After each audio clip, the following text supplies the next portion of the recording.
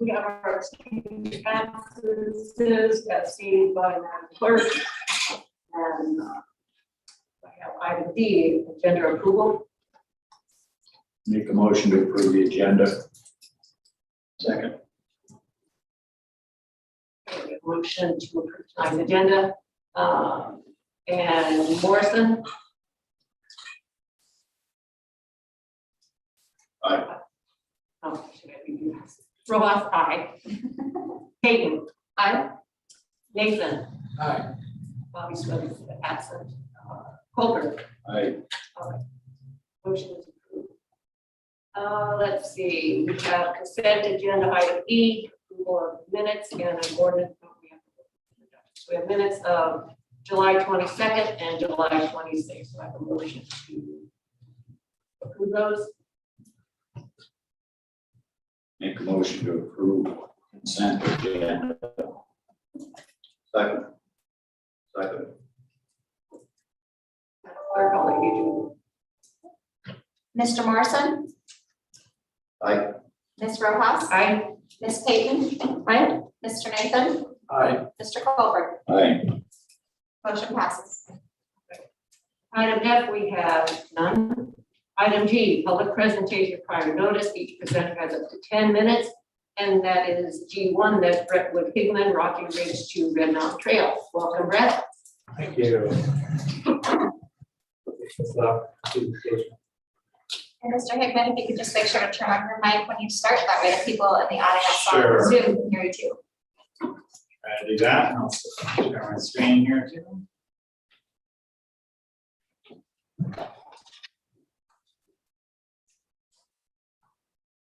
And behind everybody. Yeah, so you guys are already on that, sorry. Yeah. Let's see. There we go. All right. Let's start this here.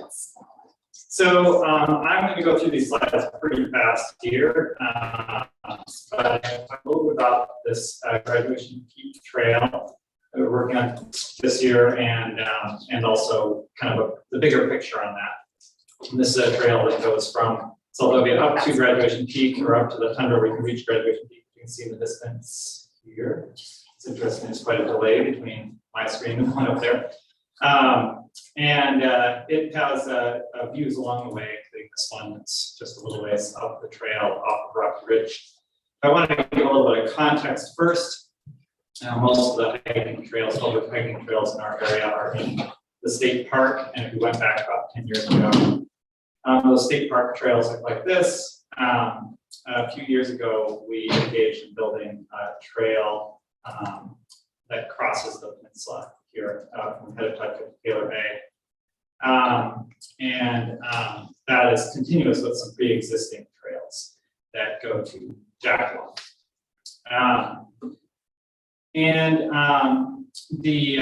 Many of the trails in the last 10 years in the park have actually been abandoned. So increasingly, this trail project we're working on is a larger portion of the trails that exist in the park. The edge of the park is actually right here, out just short of Jackalope. It's just for reference there. So, and typically people access this trail either via water taxi on the north end or air taxi on the south. The trail as it stands about 32 miles, goes over several mountains, and has a lot going on along it. This is the starting area where most people start in Taylor Bay. And last year we figured there were about 200 people that spent around 800 days through hiking the trail. I think it might end up being similar, a little less this year. It goes up over a mountain near Tutco, which is one of the iconic views of the trail, looking out at Mount Lilian along Tutco Bay and over Sentinel Ridge to get into the Jackalope area. It's been an entirely volunteer effort this year. You're not supposed to be able to read the details of this graph, just to show there's a lot of people who've been involved and really spent a lot of time out there working on this trail. And this is of last year. There's been another 100 days or so since then. A lot of this is pretty detailed technical work. Super volunteer Byron Cord here from Soldovia is working on setting stone steps, which are completed in the right panel there. Here's just an example of kind of before and after of building trail up in Alpine tundra. It includes some work on technical rock structures that we've been learning about over the years.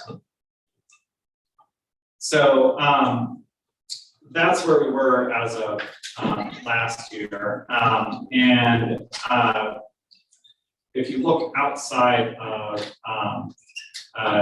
the park, there are trails that are in Soldovia area, including the Red Mountain Road, Rocky Ridge Trail, and this little bit of green here extending off of it is the new trail that we've opened up there. If this were to be connected through the mountains between Red Mountain and Graduation Peak, then there would be a continuous trail all the way from Taylor Bay to Soldovia, about 50 miles, a little over 50 miles, and one of the longest trails in the state. So I'm just going to pop out of this a little bit now and talk somewhat about what we've done this year on one piece of developing that trail. So this is a map of our general area here, Soldovia over on the left, west there. And I'll zoom in a bit.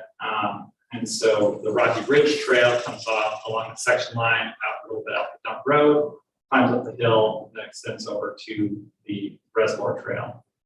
And so what we've done is cut a swath that goes up this way, trail, and climbs up through to Alpine, right about here, if you're at Alpine Tundra. Now, one thing to kind of key your eyes into on this is where the public land is. So this is all public land in here.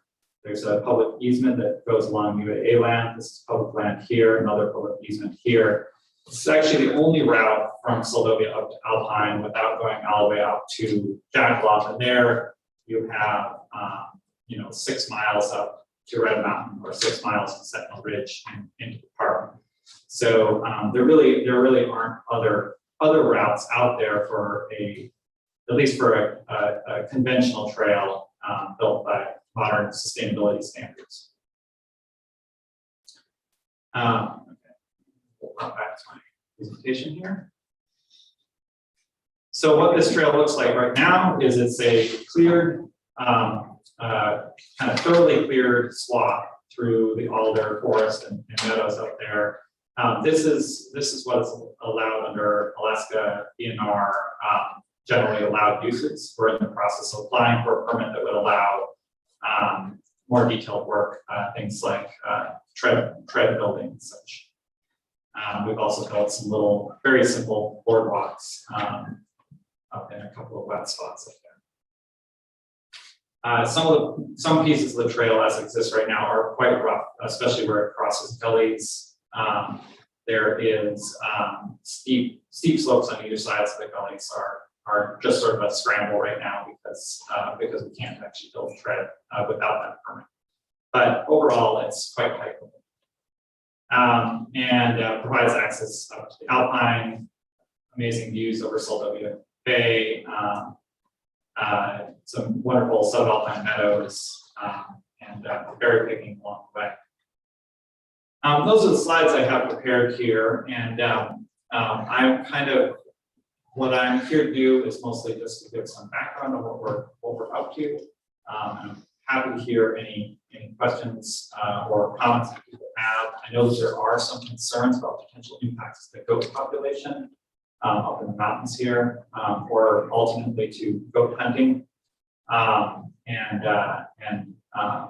think that's a complicated discussion. It's an important one to have. And I know the council has copies of our plan as submitted to DNR, which includes some mitigating measures. Ultimately, I think the primary effect that this trail will have as far as hunting is an increase in information out there, which means that we might see people who previously were unaware of options for getting up into the mountains around Soldovia, traveling to hunt here. And so that's kind of the core concern is that information. And so I'll leave it at that. Thank you, Brett. Council. You have questions, Brett? If I can ask one now, that would be Brett. With the Tuckett-Backville Trail, was there significant area that the goats were affected on, bringing any goat? Along that trail that you were concerned about when they were originally, could you speak on that? There are goat populations definitely along, especially through Tuckett Pass and into the southern part of the trail. It's hard to say if we've had an impact. The one place where I believe there's probably been an increase in hunting activity, I don't know about whether it's been successful or not, but is on the Tuckett end. Because I don't believe that area, I don't believe hunters were really using that before, and I know some are using our trail. On the south end, hunters have used that area pretty heavily in the past and continue to do so. Thank you. Council, anybody have a question for Brett before we go to the public? Yeah, I'm just wondering what concerns local hunters have brought to you on the subject already. Let's see, so from, not from hunters, but talking to Jason Perriman, the fish and game biologist who's responsible for this area, he basically said that they might have to use some of their management tools, potentially include reducing the number of permits issued if the result of this trail was pressure that that was damaging to the goat population. Speaking to hunters, I guess I've heard a few different things. The thing that came through clearest and I guess what seemed hardest to address to me, I guess to start with the hardest one, is the idea that this would make it easier for out-of-town hunters to come who would be less cautious about shooting nanny goats in particular. And so then, they potentially, shooting a nanny goat is legal, it's discouraged, but it's legal and have a very severe impact on the population. So that's a possibility. So is that what AEG was referring to when they were talking about reducing permits? No, they didn't bring that angle up specifically. Or the access? Yeah, they were just, they seem to, I guess it was more generally like this would be, if you have increased hunting pressure, then that might mean that they have to reduce permits. I think that's what I've got for this meeting. Anyone else, council? Madam Chair. Yes, go ahead, George. On the southeast end of the trail there, west arm of Fort Dickon, you're talking floodplains for the terminal. Okay. You're not able to strip right. No, But you do have a beach in mind there that one's built, and yeah, there's a beach at the end. I don't know whether someone can land a cub on that beach. It'd be a sketchy one, but I imagine some people are really bold with their. No, I just wondered about beach in the floodplain. Yeah, No, I remember that a lot. I don't recall any real good spots for that. But we picked the beach. Sorry for interrupting, but we picked the beach based on the recommendation of local air taxi pilots, and they use it very heavily. Like a few hundred people last year. Thank you. Anyone else? Council? If not, then we'll go to the public. Anyone from the public would like to comment or address the council? I can start. So I've already got it before. There's a mic for you. Thank you. Yeah, I've talked to it before. Could you say your name for the Brian, record? sure. One comment, I'll just start with comparing the back with door trail with the nannies and comparing it to graduations from two completely different areas. One's vast, it's a very big area where this population is kind of a triangle. You got graduation, headwaters, you got broken knife. It creates these, it's a very small pocket of goats. When the fishing game gets up, he's tagged, majority is tagged on the other side, Gulf side. So most hunting pressure happens on this side, the small population. And this trail is completely boxed in. It's different than Tucker where they have room to expand and move away from the trail. I feel like big area. As far as fishing game, I believe I talked to Jason quite a bit. For years we talked goats. I don't recall, I don't think Jason has ever one positive for the goats as far as this trail. It's only been negatives. And they didn't say positive, but I don't think it will. Nanny herds existed up there for years, and it's been, for one, hunting has changed. It's not going to draw any more drawn, there's more and more hunters. I think it's a 5% drop with this area. So there's a lot of people out of state, or out of state and out there. But it's just got access, it's gonna put direct access to the from either way, it really doesn't matter what you find. So, and whether it's hunters or hikers, or dogs, or there's gonna be more pressure there than these of us have ever seen. Guaranteed. And it's a small area where they're gonna get pushed around. They're gonna lose no matter what user group is doing, correct? Putting on the pressure. Soldovia hunters have been very respectful of that herd. Left it alone. The nannies and billies, they separate at maturity and they go their own direction. And everybody's been very cautious about shooting billies, so that hasn't been an issue. I wrote a few things, but the trail, they try to mediate, like we'll put campsite here and campsite there, trail away from the certain areas. And it's just human nature to go out trail and camp or want to camp at this lake. Eventually, like any state park here, there's explore trails. Humans go where humans want to go, they're going to go explore. So once this goes in, there's no going back as far as once. And like Kate said, probably one of the biggest things is just opening that door and putting it out there, they selling it and all the social media and everything. Once it's just gonna be too easy to get into go country. That was one of the biggest things that kept guys. I mean, go hunting's always been very successful success rate because it's hard. But you put a trail right into the nanny herds and the first goats they see will be that. These goats have been here forever. I mean, it's always going to be sad to see them get pushed and pressured out. And there's gonna be more pressure than there. There's no disagreement with that, I don't think.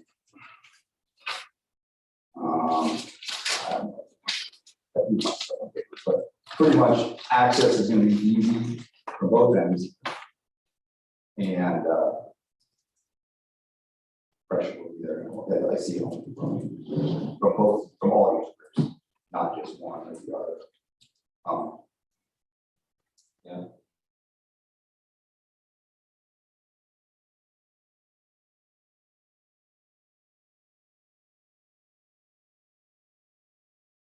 My concern. Rather should be suspended for years by T Tower Ridge, and that trail it's in better shape than it's ever been, really. So there's already access. Someone wants to hike there or get there. Once you're in Alpine speaks for itself. I don't think you need the trail cut through the Alpine. It's unless they have a mission goal, obviously, which I see. I can see what they're doing, but as far as mountains and my left door. That's a little bit. I think it will have lasting impacts for sure.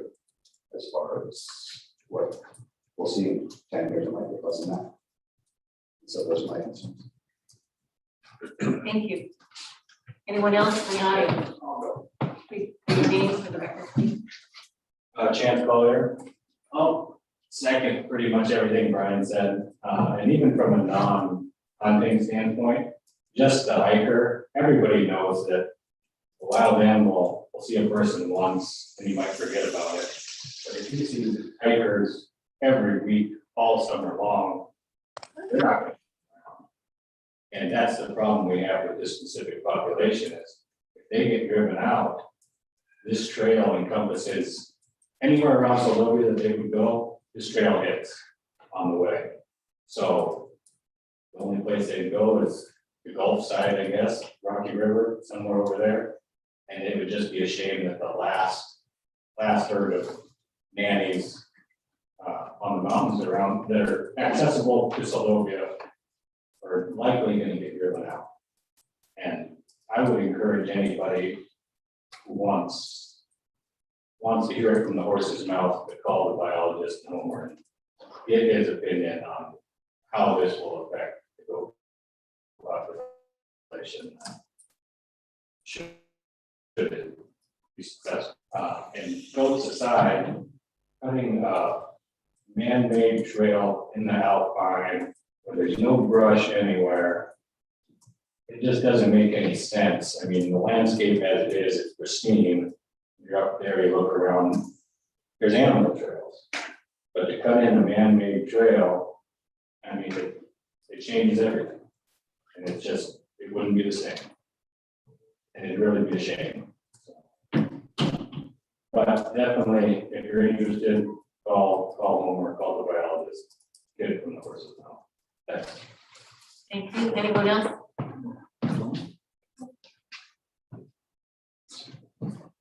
Steve Stanish, record.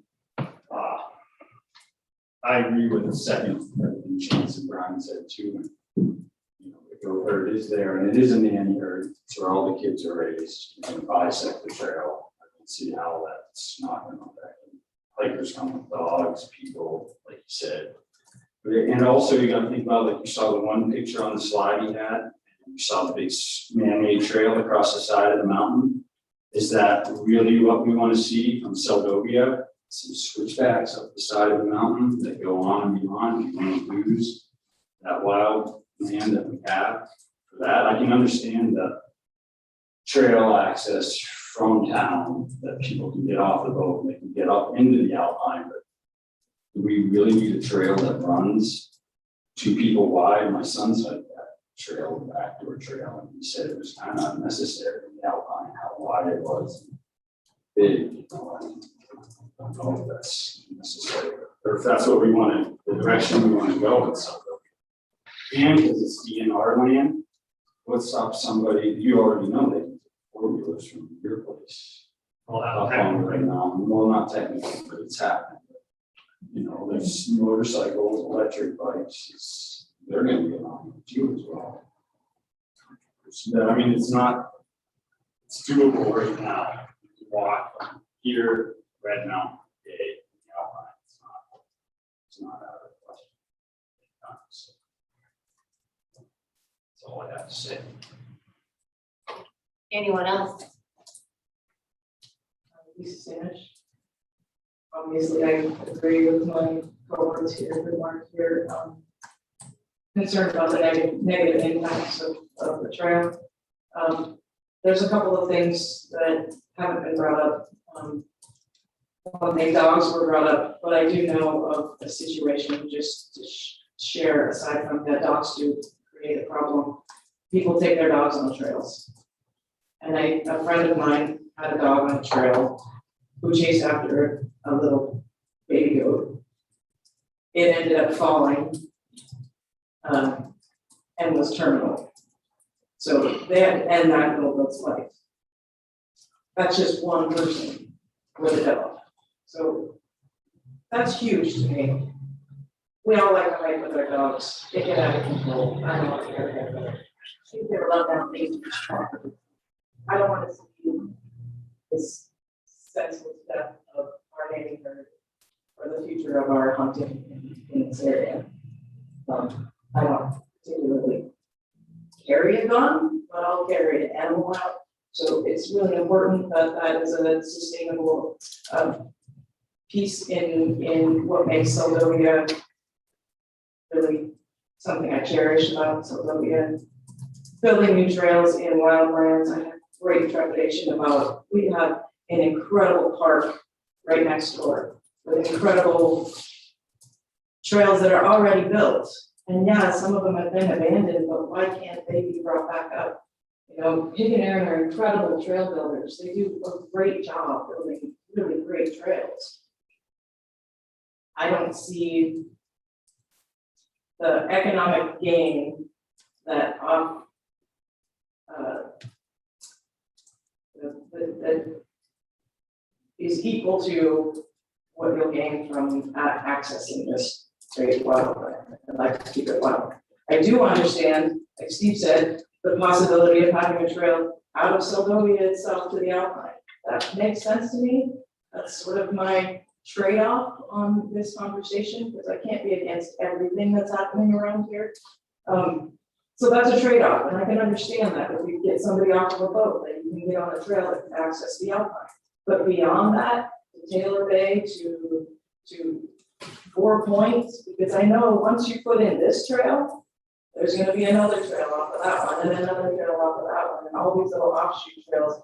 And it's wide open for people to ride back bikes, ride motorcycles. And if you don't think that people can get up there on a motorcycle, you haven't seen what's going on in the wilderness. People will take their motor access if they have the capabilities. And there are a lot of people who have really good skills. And it's just gonna continue to amplify, and it's gonna continue to take this very pristine wildland out of our backyard. That's what people come here for. They come here for the wilds. And that's what I moved here for. And I've lost that from where I grew up. And I don't want to lose that again. So it's really important to me. So that and the trails beyond and all those little offshoot trails are things that really make me nervous. And I do wonder, and I don't know, maybe somebody needs to talk to somebody in the park system. Why did troop trekking get taken off of the trail from the Parks Department? That's really a big question to me. And they have incredible skills. They have this huge backing of volunteers who want to come out and do all these beautiful trails and create access into our wilderness. And I understand that when it's in the park system. But why did they get closed down? There was obviously a reason, and it would be in the council's best interest to understand what that is. So maybe contacting someone in the park to figure that out would be beneficial before this moves forward. Thank you. Anyone else in the public? Madam Chair? If I may, You in the public? I am in the public. That's okay. Go ahead. I think it's interesting. I'm new here and I was listening to a lot of the conversation and I am a hunter. I hunt and done that for a lot of years. And it's very interesting to hear people saying about the negativity towards hunting. And I listen to this whole conversation and I'm like, hunting is actually very controlled and regulated. And they're only there for a certain time. And now we're opening it up to where we're sending people into where these animals want to be and hide from people for most of the year. Now, I know there's hunting times, but that's only for a little bit. Now we're sending them for the whole time of the year. We're sending people into that. And I think that's interesting that we're focused on the hunters, but why are we letting so many people in there to push out these animals that we're trying to protect? It's a pretty interesting conversation. It's easy to go on the hunters and blame them, but they're very controlled. There's a lot of control on those guys. I think we have to look at, is this good for the overall impact of everyone? Yeah, we want everyone to go up the trails, but what trails do we want them to go up to? There's certain places that we need to protect. And if this is one of those areas, then maybe that's something that we need to look at as saying, probably not the right place. Let's find another trail. But if there's animals there that need that area, yeah, we got hunters up there at times, but that's only a certain time. It's not the full time of the year. Where we send in hikers in there, and you know what? Hikers, I heard it, they bring their dogs. We start making big trails, they're gonna bring their motorcycles. Everything they said is right. So maybe we need to look at, what do we want there? Do we want the animals there? Do we want it to be pristine, or do we want it to be open for everyone? And lose that. I guess that's the thought. Listening to all this, it's pretty interesting.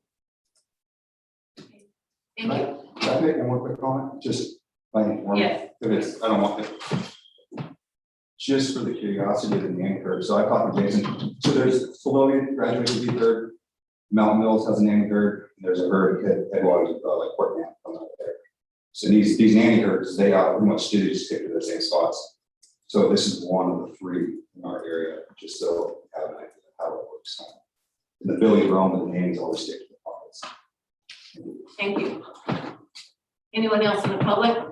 Can I? Yes, I was just gonna redirect to you, if you would maybe address your contingency plan, the mitigation plan that you had about the goat area. And I guess the council, if I may, council, you've got your permits, or you're going for permits, you're doing this, and you, city council, you're coming to us to present.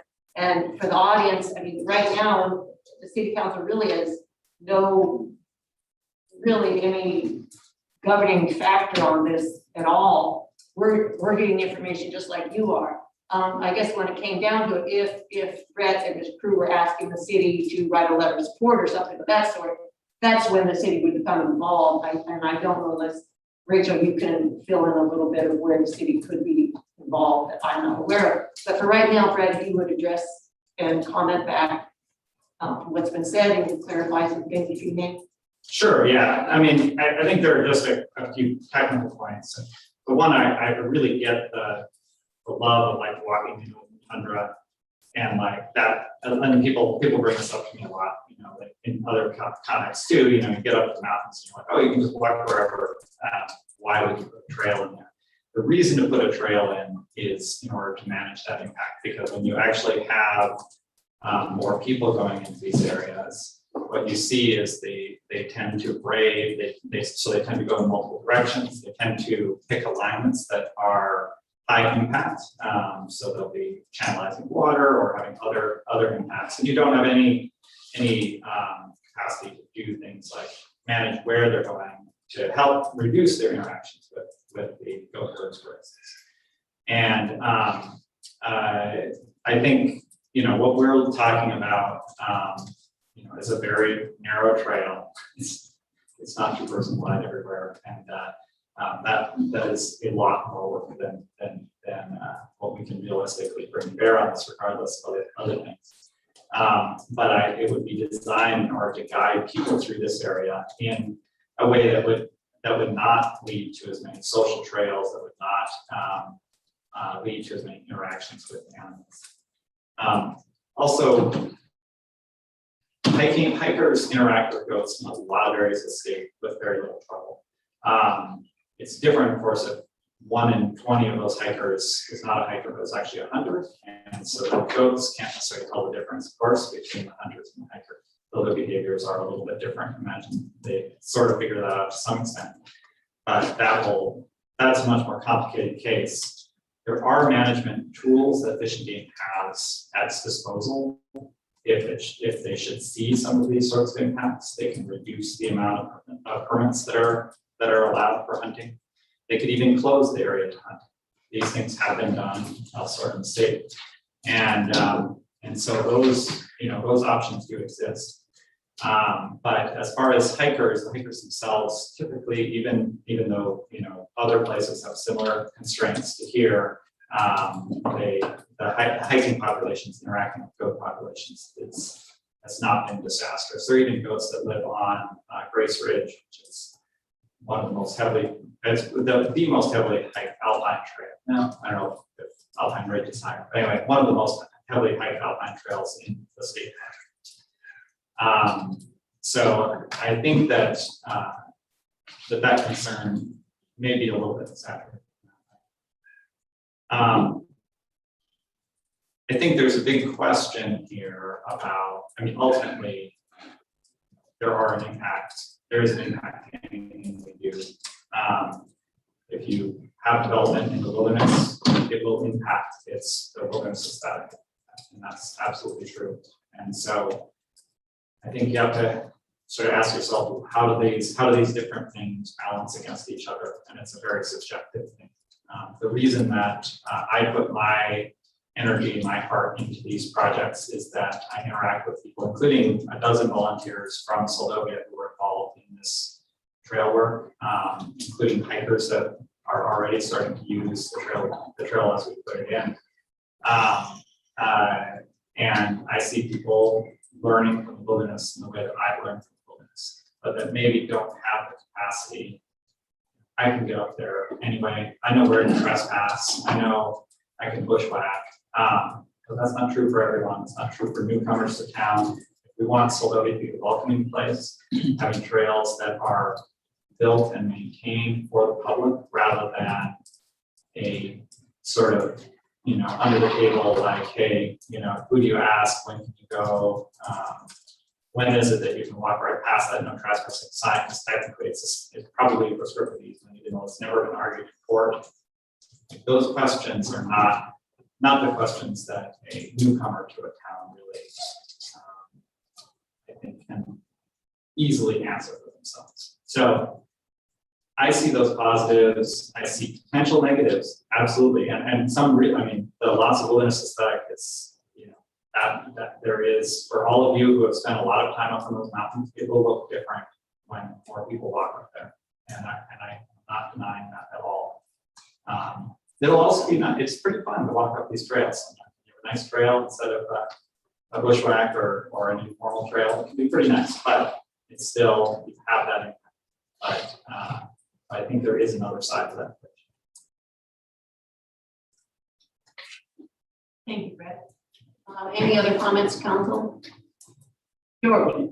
Yeah, just real quick. First off, I don't have a dog in this fight. I'm ambivalent. I can see both sides here. People are gonna go back there and hunt goats, whether you have a trail or not. One thing, it's a whole lot easier to go around there with a boat. And then you have to pack the thing all the way back.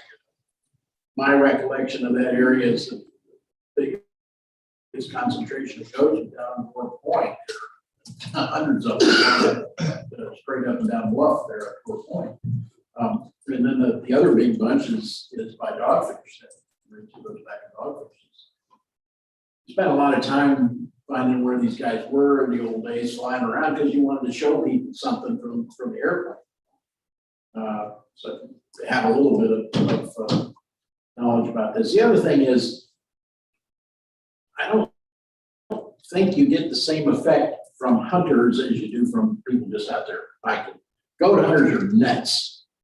The goats are gonna run uphill, okay? And the only guy dumb enough to follow them up there is a hunter. People that are just hiking are gonna, enjoy what they saw and go on about their business. You can separate the goats from the people in altitude. I think if you keep the trail below where the goats are gonna be, yeah, the people still get to see them, but you're not gonna interfere with it that much. Again, that's just your side of the thing. I see the other side not wanting to destroy what it looks like from just being pristine. As a city council member, I'd like to see some kind of way for the city to get some money from people coming over here and using the trail. That's a consideration too. At some point, Soldovia is going to have to enter the 21st century and generate some revenue as a city. Right now, we've got about 140 households that are bearing the entire burden for every service that we provide here. It's not sustainable. Can't do that. So some of us are going to have to make some sacrifices, and others are going to have to make other sacrifices. What are you looking for? This is just a form, is that right, for you to put a word out? Okay. I guess I've muddied water enough. I can answer a little more detail there. So what we've done so far is under generally allowed uses. So it's no difference in hiking as far as the DNR is concerned. To put in a tread, a well-defined trail that's more comfortable to walk on, that requires a permit. There will be a public comment process, and so the city council would be, of course, welcome to comment during that process. I also wanted to just address one other technical point about the motorcycles and stuff. Rocky Ridge Trail is built, has been there for 20 years. I've never seen a motorcycle track on that trail. That's where this starts. I'd be pretty surprised. I mean, I understand some people are really ambitious, but I think that's going to be a very rare use. I apologize to the audience. Is there anyone in the audience that has their hand up? Laurel did. Oh, Madam Chair, there was a Miss Laurel Hiltz, but I'm not seeing her hand. Oh, yep, there is a Miss Laurel Hiltz. yes, Laurel. Oh, and I appreciate it. Thank you so much. We were unable to see the room because of the screen share and it got corrected. Appreciate it. Okay, thank you. All right, Madam Chair. is there anyone else who would like to make, go ahead. Over. Trails are good. They're in everywhere in America, all over the place. And the goat hunters, they go up Jackaloff side, they go up this side, they go up Rocky Riverside, everywhere. And they hike in. The problem with somebody talking about the side trails, people making other trails, is you're on DNR land, that's fine. But those no trespassing signs along the edge of the DNR, those are very serious. If you're coming out of Soldovia and you go into some of them, it's not going to be good for you. And that's been said before. It's they're gonna have a trail to somewhere, they should be restricted to that trail. And they can have them rules in place. If people don't want to abide by the rules, you shut the trail down. It's just that simple. There's trails everywhere in the world. There's trails in France, up into the mountains, in India, everywhere in the world, South America. They don't, a goat will go uphill unless you're chasing it around. But like you said, it's a nanny field, so you shouldn't have the trail going right to the edge of it. It should be down below it or around it. They shouldn't even see it. So, but I don't have a problem with trails. My biggest problem is with parks. 97% of this state is walked up, period. The entire population lives on 3% of the land in a state that's 43% the size of the United States. And everybody's, oh, we don't want.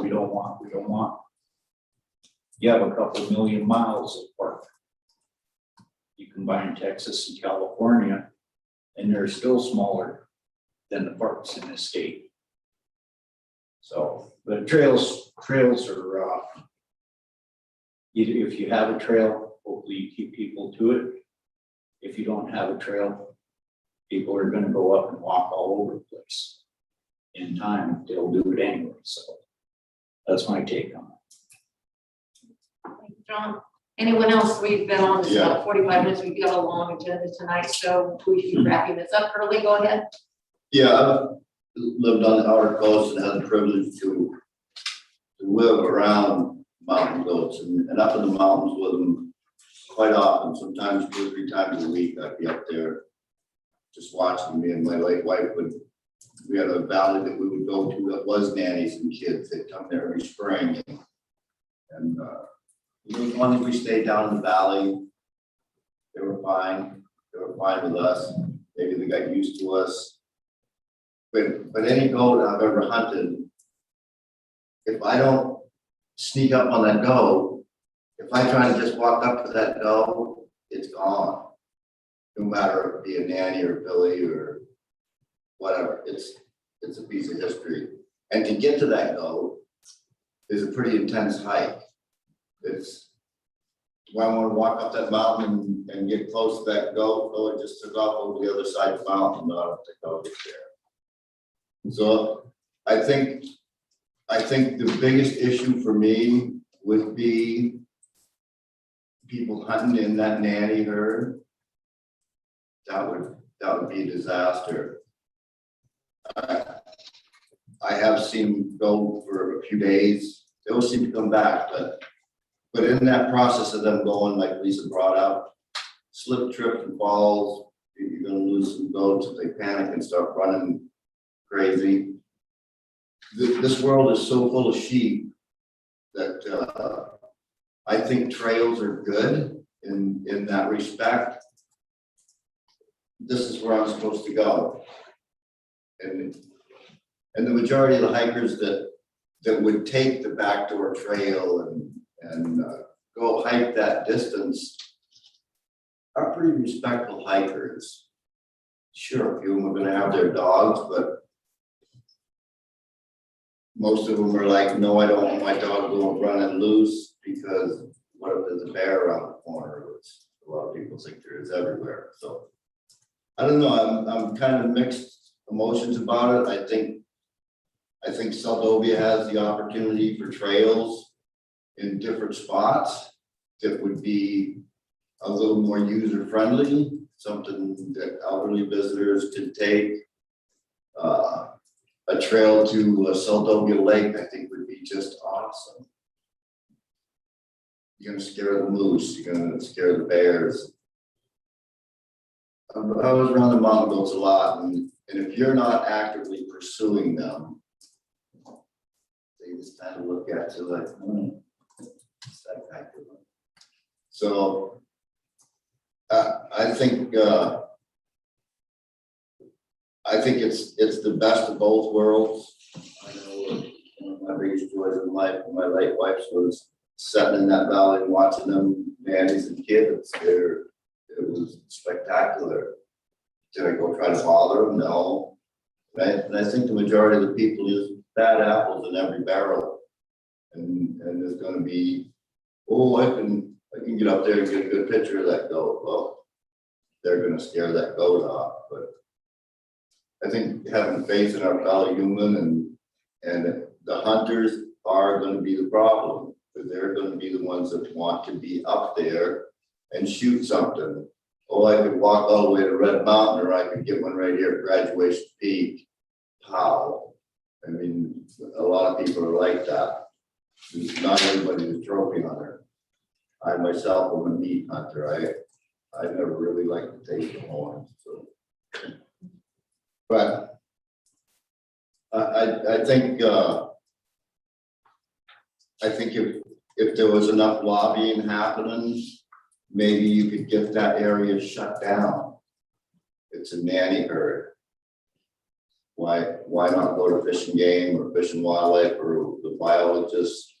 Just like I've heard from the public here, that's a nanny herd, and I've experienced that. I know exactly what you're talking about. I've never looked at this herd up here, but I do know what a nanny herd is.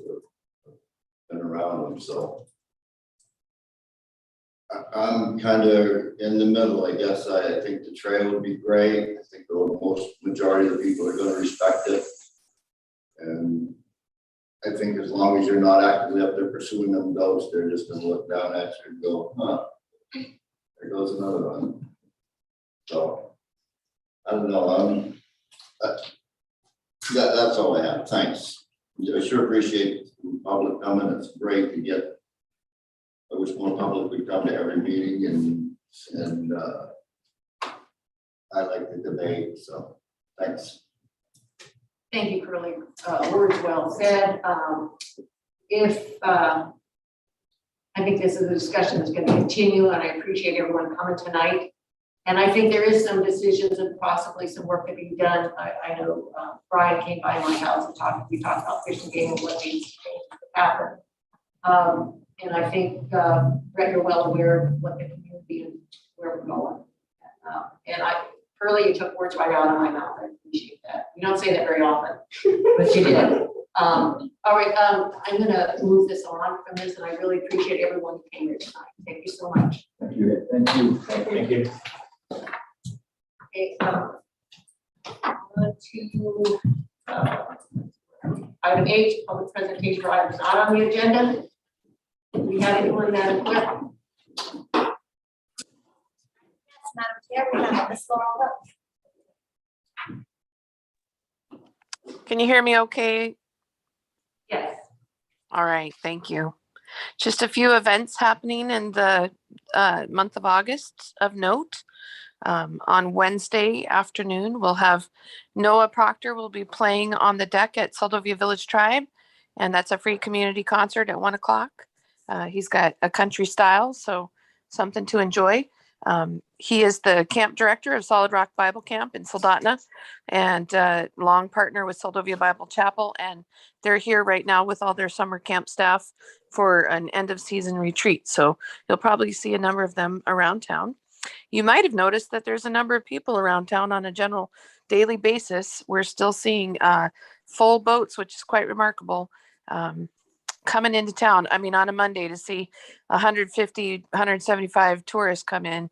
That's a pretty good day for a Monday in August. So a big shout out to all the folks who are working hard to take care of their needs and host them as best possible. So, and then next week on, I believe it's, I got to double check, but I think it's on Tuesday, the 17th, which is when school starts up, but we'll be having the Alaska Power Association's going to be coming to town. And that's all of the different power agencies around the state, plus out-of-state visitors. They're coming into town in the evening to just explore Soldovia a little bit as part of a 3-day conference they're having in Homer, I believe at the Land's End. And so the Chamber of Commerce is encouraging businesses to remain open in the evening if possible, just to have their doors open for folks to be able to come in and browse and shop. And then I believe 2 days later on the 19th that the Alaska Pilots Association will be coming into town during the midday just for a visit and then back out. So I think they're gonna maybe be coming in by boat, but for sure they're gonna go over to the airport and check it out. So just wanted to share those bits of information. Thank you. Okay, thank you. Is there anyone else, Madam Clerk? I'm not, oh, yep, do you see Mr. Scott Johnson? Hey, everybody, how you doing? I don't know if you can see my face in the camera or not. This looks like a little bit of in Zoom. Okay, you can see it? Okay. You can't see my face. All right. Well, you can hear my voice, right? Can you hear me okay? You can promote. Join as panelist. Yes, Scott, if you join that way, then we'll be able to see you.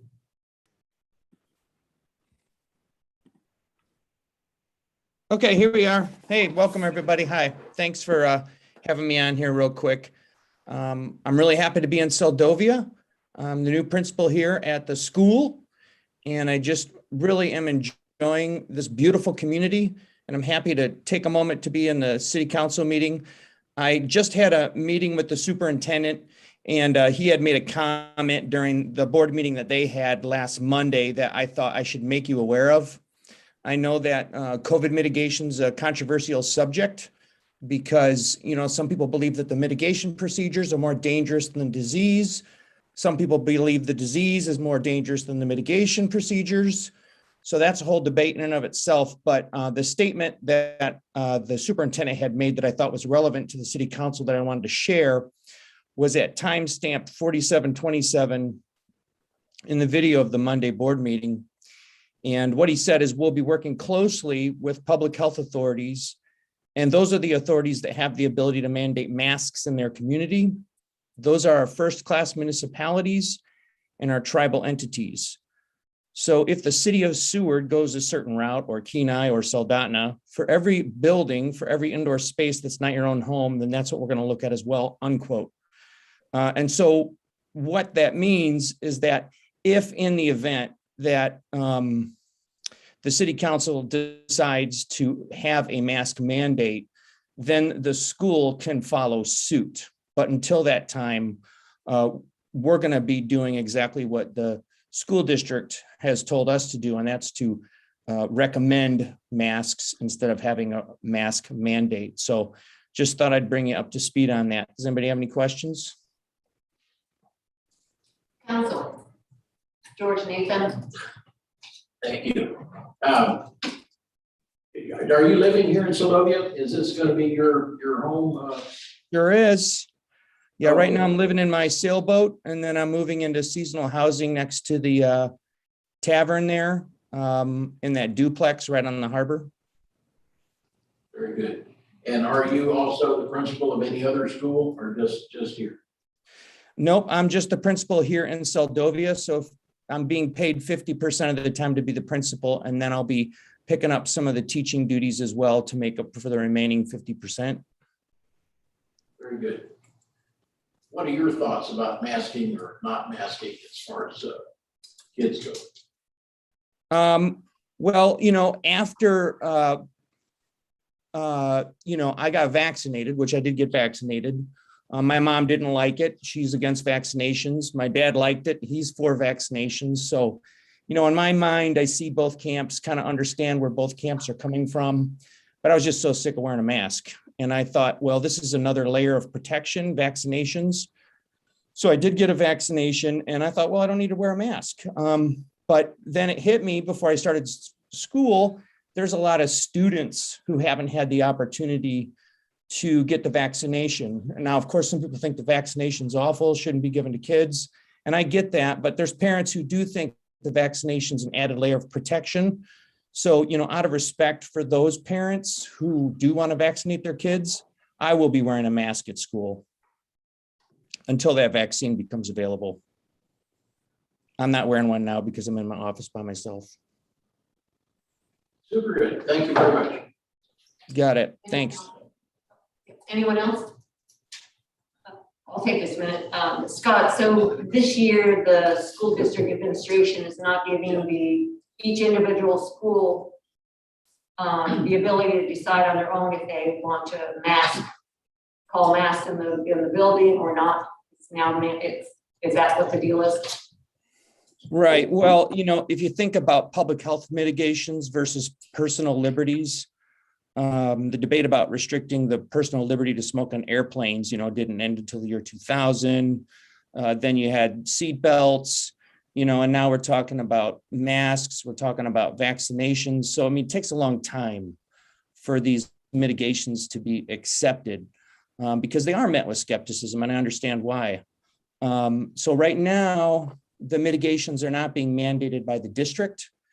And so I don't have the authority at school to mandate masks. But what I can do is just tell people, I think it's a good idea and here's why. And if you wouldn't, I don't know if you've had time to meet with your staff, and how does your staff feel about it? Because what you're saying to us is if the city of Soldovia had a mandate to wear masks, then the supervision at school would then be under that authority to wear masks. Is that what I heard you say, Scott? Yeah, that is what I said. And, I tried to get a statement in writing from the superintendent because during the board meeting, when he made the statement, he was reading from a piece of paper. And I sat down in his office. I'm like, show me where this is online. So, when I talk to the city council, we can understand exactly what you said. And he said, well, it should be on there. And then he couldn't find it. The secretary couldn't find it. And so it turns out it's not a published document, but he said, he would provide me something in writing if I asked for it. And I have asked for it and I haven't gotten anything yet, but that was on Friday. And so all I have now is what he told me to share, which was the timestamp from the video. But you're right. Yeah. If the city of Soldovia stated that we are mandating masks for the community, and, I'm not sure what the constraints would be, then we could mandate masks at the school. And for me, what makes sense is just mandating masks at the school until 5 weeks after the vaccinations for school-age children are available. And the most recent predictions that I saw, and I don't know how accurate they are, is that those vaccinations should be available by October. But you know how it goes, with trials and medicine, it could be longer than that. I don't know. Thanks, Scott. Anyone else on council? Yeah, I have a question. What other mitigation steps is Susan English intend to take for this coming school year? Well, so the teachers are masking. We are wearing masks as teachers. We have decided that on our own, even though we're not required to wear masks. And we are also doing social distancing. So, for example, Mrs. Bornheimer is going to be teaching her kindergarten through second graders in the Commons, which is the largest room in the building besides the gym. And that way the students will be able to spread out. We're also going to be doing some cohorting, which just means that there'll be students in the school that are only with those particular students in the school. So like K through 2 will not be interacting indoors anyway with 3 through 6, and likewise 7 through 12. So those 3 populations of students are about the same size. And so they're going to be, isolated from each other during the school day while they're in the school building. And classrooms are being set up to practice social distancing, but siblings will be able to be closer to each other, obviously. And will the students be allowed to use the gym this year? Well, I'm planning on it. And, today was the first day that the secretary was back. Teachers come on contract tomorrow, but 2 teachers did show up today and gave me a lot of information about some of the things that happened last year. The only problem with using the gym is I want to open the pool. And we are firmly moving forward with that. You know, I know that these mitigation procedures have stopped growth in the areas of using the pool and using the shop. And we are moving forward with that. I mean, obviously, people are not going to be masking when they're at the pool. So, you know, the pool is optional. Not everybody has to use the pool. The pool is going to be operating at 50% capacity. That's what the regulations that have come down the pipe about the pool are going to be. And those are the practices that are going to be used by all the pools in the district, which means that we can have about 18 people in the pool at a time. And they'll be going through a separate entrance. And that particular entrance is also shared with the gym. So, you know, obviously you can shut the gym doors. So, I mean, I would like to be using the gym. As far as the community using the gym, I'm just too new to the position to know what the precedent has been in the past, but I'm happy to get those questions answered. If people want to call my office phone and get me on to doing some research to figure out these individual questions. Everybody knows the line to Susan B. English School, but it's 234-7616. And I'd give you my cell phone, except my cell phone doesn't work in town. I have to figure out how to get a Verizon phone apparently with a CDMA. Yeah, Sure, we can help. so last year, when there was so much when everything was in place, the kids traditionally on days when it's excessively cold outside would have access to the gym. So as a parent of a child attending Susan B. English School this fall, I would like to see that become accessible to the students in the building. I understand maybe the concern about having it open for the community like it's traditionally been, although I do know that overwhelmingly the community members would like to have access to those amenities that they have in the past. Because as I'm sure you are now, or will become aware of the fact that we don't have any other infrastructure like it in this community. There's no other place for the community to play ball in the winter or do those things. However, we all know and accept and appreciate that the students' needs come first. Oh, yeah. Yeah. I want to use the gym, and I want to use the gym as part of a PE curriculum for students. You know, I want to expand what we're doing at the school. I want to be able to have the school open for community activities. I want to be able to open the shop to have adult classes. I want to move forward, and I do have a lot of support from the district to do that. I mean, I guess, you know, I could make a promise, but I just want to be able to give you accurate information. And the most accurate information I can give you right now is that, yes, I'm into it. I agree with you 100%. I want to make it happen. I'm going to do everything in my power to make it happen. And if you think that I'm not, please give me a call and we can talk about it, and we will get through whatever obstacles we have to get through in order to bring this school back online. Sure. Well, welcome to the community. I look forward to meeting you, and thank you for answering my question. My pleasure. Anyone else have a question? Curly? Yeah, I like your plans and thoughts on what's happening at the school. One thing I am really excited about is just opening up the shop. Yeah. Now, is that going to be shop program for the kids, or did I just hear you say adult programs as well? It's a crying shame that shop isn't utilized. It's a spectacular learning facility that just sits there. So go, man, go. Go, man, go. Yeah, you know, I'm looking at the screen and I see little images of people on the screen, so I'm not even really sure who it was that's talking. Okay, it's you. It's you. I will find you and we'll talk about the shop. Yeah, I mean, right now it's a dream with an unclear vision. I know that the Sea Otter Community Center has talked about using the ceramics room to do a ceramics class. I do have a ceramics class in my background, which I know this is not full utilization of the shop, but you know, I just talked to the director of operations about at least getting some of our students in there for a ceramics class. And I'm thinking specifically middle school students at this point.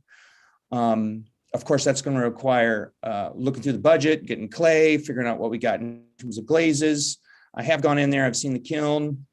So I know that's all on board, and that shop is beautiful. I mean, this whole community is beautiful, but that shop is amazing.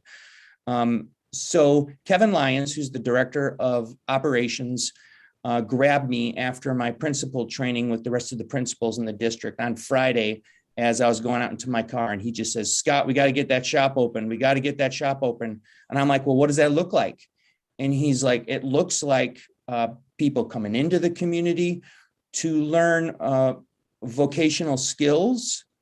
It looks like, I mean, that was kind of the vision he had, where, it's an opportunity for people not only in Soldovia to come in and take classes. And I think in his mind, he's thinking kind of like a career VOTEC thing.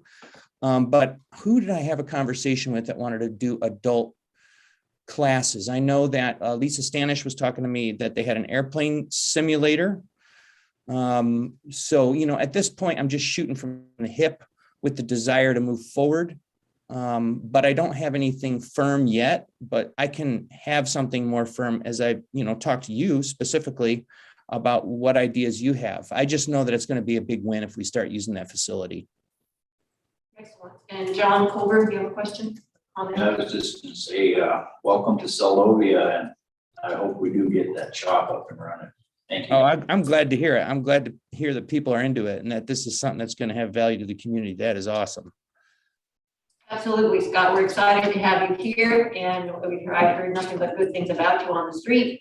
So we look forward to you getting kind of school going, and then if you come back to council and give us, if you'd like to, come in and check in with us and let us know what's going on and how we can support you and vice versa.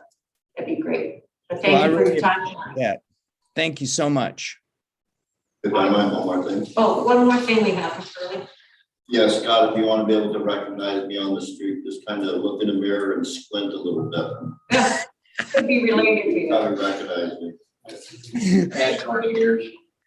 All right. Okay. We're zooming in. Hey, I think I saw you driving down the street the other day. Did you offer to give me a ride? And I said I was okay. I don't know if that was you. No, it must have been my brother. All right. Yeah. We'll track each other down. Sounds like fun. Scott, you look like you're gonna be a great fit for Soldovia. Thank you so much. Yeah. I'm feeling the love. Thank you. All right. Good night. Okay, moving on to administrative reports. Jay, now we have K1 public hearing on ordinance 22 dash. Madam Chair, if I may, I just did want to say that for a committee and advisory board reports, there is a letter in there from the RCAC that came in after the agenda was published, so it's not on the agenda, but I just wanted to make sure that the public and council was aware of that there is a Prince William Sound RCAC project planning request. That request is due dates September 10th to 2021 for comments. So that's in the packet. And if anybody wants more information, they can contact them, or I can share that email with you. Okay, thank you. All right, moving on to ordinance 22-02, presentation by staff, please. Thank you, Councilmember Rojas. And City Clerk, do you need to read the full ordinance title for the record? Yes, for the record. Okay, ordinance 22-02, an ordinance of the City Council of the City of Soldovia, Alaska, authorizing the city to issue general obligation bonds in the principal amount not to exceed $303,830 to finance the Soldovia Safe Roads Program, amending SMC 3.08.010 and 3.08.020 to provide for the increase in the rate of the city sales tax from 2% in the first and fourth quarter to 5%, and from 4.5% in the second, third quarter to 5%, with the increase providing funds to pay debt service on the general obligation bonds or with other obligations incurred to finance Soldovia Safe Roads Program, and then fund the Public Works and Maintenance Department, and submitting the question of the issuance of the bonds and the sales tax rate increase to qualified voters of the city of city at the October 5th, 2021 regular city election. Amazing, thank you, Councilmember Rojas. So I'd like for council to open up your packets to page 13, as that is a memo in the packet regarding this very lengthy titled ordinance. And so before you tonight through the ordinance 22-02, here's the recommendation. Staff recommends the Soldovia City Council approve ordinance 22-02, which will put the question of securing a bond or other obligation and increasing the city sales tax to 5% year-round in order to support the Soldovia Safe Roads Program and Public Works Department before the voters at the regular election on October 5th, 2021. So if council approves the ordinance tonight, the question will go before the voters in just a couple of months. And I wanted to say, because of timing, due to when the borough needs to print the ballots, we weren't able to have more discussion on this topic because it had to be introduced at the last meeting and then council has to pass it this meeting due to a borough deadline. So this is a great opportunity for conversation. I wish the sponsor were here, Mayor Campbell. I had asked him to sponsor the ordinance and he agreed, but was unavailable tonight. But to give a quick summary of the situation, when I first joined the city, it was around the time where we submitted our capital request to the legislature, and the grader was on, and it's been a reoccurring ask of the city. I was also told by staff that the grader is always a point of worry and anxiety because it is one of the most essential pieces of equipment in our fleet. And every year it's like, when is this thing going to fail? And luckily our operator, Jordan Cameron, has the skills in-house where he was able to fix it once in the past. But he estimates at least 30,000, if not more, dollars worth of repairs that we need to put into this 40-year-old plus grader. So rather than put $30+ thousand into this grader based on his assumption with the transmission and the engine being worn out, and the drawboard falling where you can't necessarily control it as the operator, let's look to a better solution for Soldovia so that way we're at least not putting money continuously into an aging piece of equipment. So we've asked the legislature, I believe since 2016 for funding. We've never gotten it before. The city clerk checked in with the senator's office to ask how the legislature's capital funding is looking like this year, and they basically said, pursue another option. And so before the council, if this passes, this question would go to the voters. Are the voters willing for the city to take on debt through a bond that's issued through the state of Alaska, the Alaska Municipal Bond Bank, or another option, which could be a lease, a 7-year lease, where we own it at the end through CAT machinery, through NC machinery, in order to afford the grader. And it comes with some consequences, of course. One being you have to pay off the bond, and that's an amortized payment depending on if we go with a 10-year schedule or a 20-year schedule. It can be $30,000 to $40+ thousand annually that you have to pay for the grader. And actually, I should say that's if we go with the lease. If we do it with an amortization schedule with the bond bank, and everything is provided in your packet for that. If you go to page, for example, 30 in your packet, you'll see what it looks like if the city were to take out a 10-year bond through the Alaska Municipal Bond Bank, where we would be obligated over the next 10 years to pay $20,000 to $30,000 annually for the grader. If we go with a lease with NC Machinery, and NC Machinery has a contract with the state, and it gets us the most competitively priced grader that you can afford in the state of Alaska. It's a 7-year payment, about $40,000 each year for the grader. So those are two different options that the city can pursue in order to finance the acquisition of a new grader for Soldovia. And I've looked at used graders. I asked NC Machinery, you know, how does your pricing for this new grader match with the used graders? And if you go to page,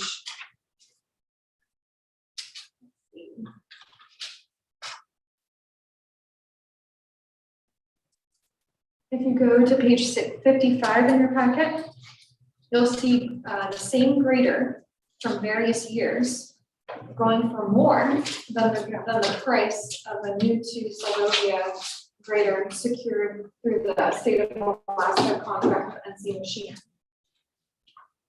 The consequences though, of course, with this is that the city every single year, depending on which option we're able to pursue, because securing the bond isn't a guarantee. We may say we would like the bond, but the bond may be us. But depending on the option the city wants to pursue, it would obligate us with debt over a certain amount of time to have to make that payment. And so that's where the increase in sales tax comes in. The increase in sales tax, right now we do 2% in the winter, and then the borough charges 3%, so that's 5% total in the winter. And then in the summer, the city sales tax is 4.5%, and then the borough's is 3%. If we increase the sales tax so that we're 5% year round, that only gets the city, and you can look at those numbers on page 62 and 63. An increase in sales tax at the city level would be on average, based on FY21 numbers, a little under $3,000. And so this proposition is taking out the debt for the grader. It's increasing the sales tax to get a few extra $1,000, but then would be an expense the city would have to pay another way, either by reducing a service, withdrawing from AMLEC or the permanent fund, or finding another way to afford the grader. And I'm trying to think if there's any other major points. Oh, and this is one of the motivating factors for me. So if you go to page 64 in your packet, you'll find an ordinance the city passed in 2013, where AMLEC took a $220,000 hit all at once because the city's loader was down. And that's a huge amount of money to pull from our only rainy day fund.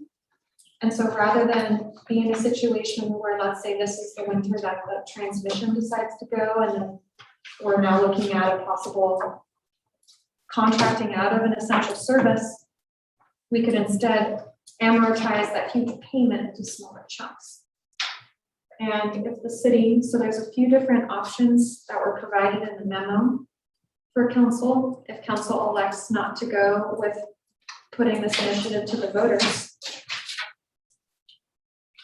you could approve, and this is on page 15 in your packet, for the grader specifically, because the Soldovia Safe Roads program isn't just for the acquisition of the grader, it's also to repair the roads. Council could withdraw over $30,000 from AMLEC, because that's staff's estimate at the cost. So we would first need to either send the piece of equipment out to have it thoroughly evaluated to see what it needs, or we could see if, I was told one of DOT's shining stars of the maintenance department is retired over in Homer. Maybe we could have them come over to Soldovia to give us a better cost assessment of the grader. But we could look at just repairing the 40-plus-year-old grader and hoping that nothing else happens with those initial fixes. So that's one option. Council could also decide that we're gonna just use the grader and do minimal maintenance within our capacity as is. And then we could put road maintenance out to bid. And I have a general sense of how much that could cost. So there's currently a contract in Soldovia for borough road maintenance. And to do 7.8 miles of road, it's the borough limits that at $50,000 a year. And so Soldovia has about 5 miles of road. So we could be looking at an annual expense between $35,000 to $50,000 to have someone else do our roads on a reoccurring basis until our actual grader kaputs. So that's another option. Council could decide to withdraw that full amount from the permanent fund to pay for the new grader. You could decide to pursue a less expensive surplus grader, but then you might have to do additional repairs on it. Or you could do nothing.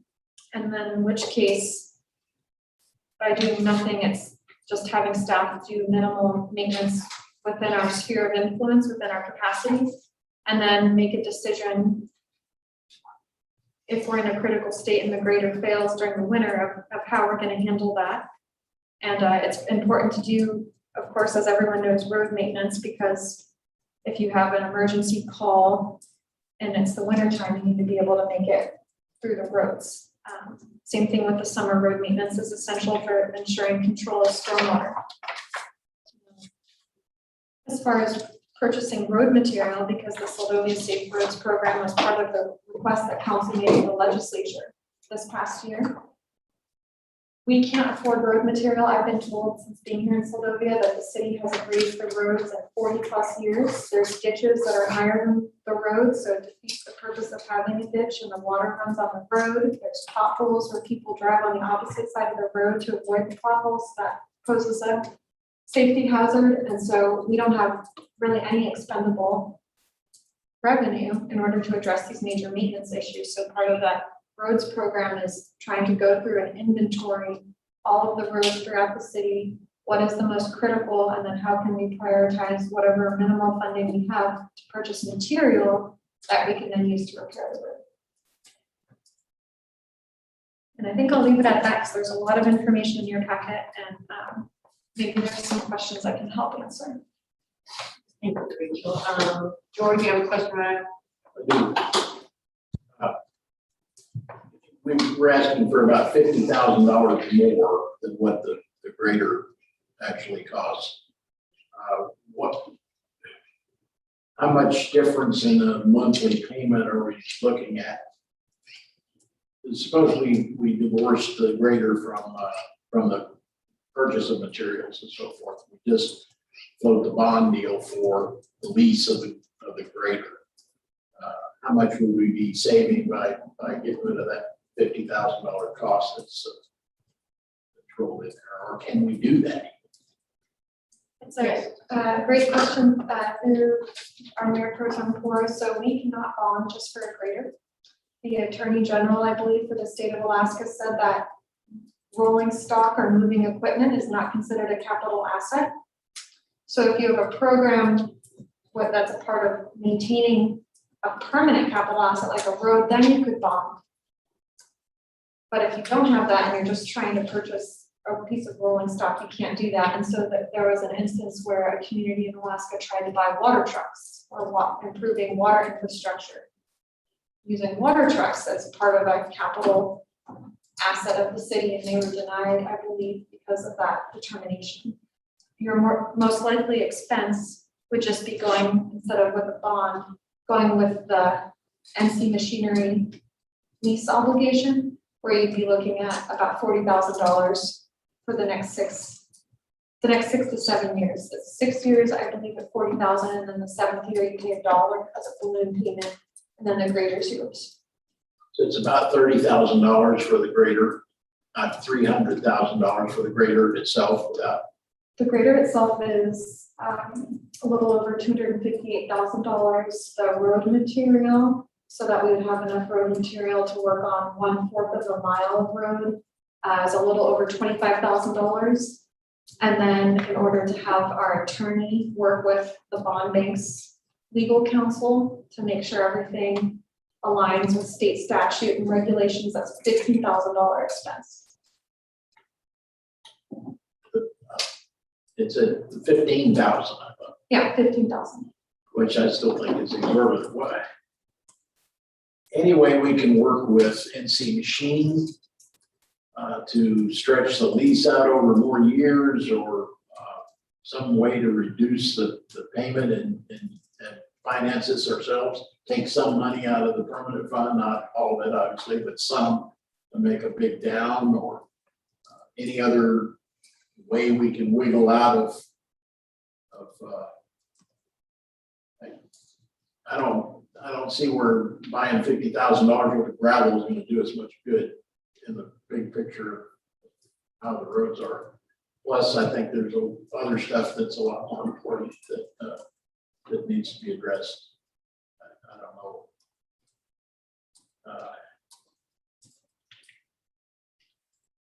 What is an option like what we just talked about as far as a different lease deal with NC Machine? Any way we can mitigate that a little bit? Through the mayor, I'm not sure, Councilmember Nathan, if they would go past 7 years. there were 7-year lease, they might raise the interest rate. I could ask them, but unfortunately, given the timing of the borough and having to get this ballot initiative before the voters, we have to talk about it tonight with what information we have.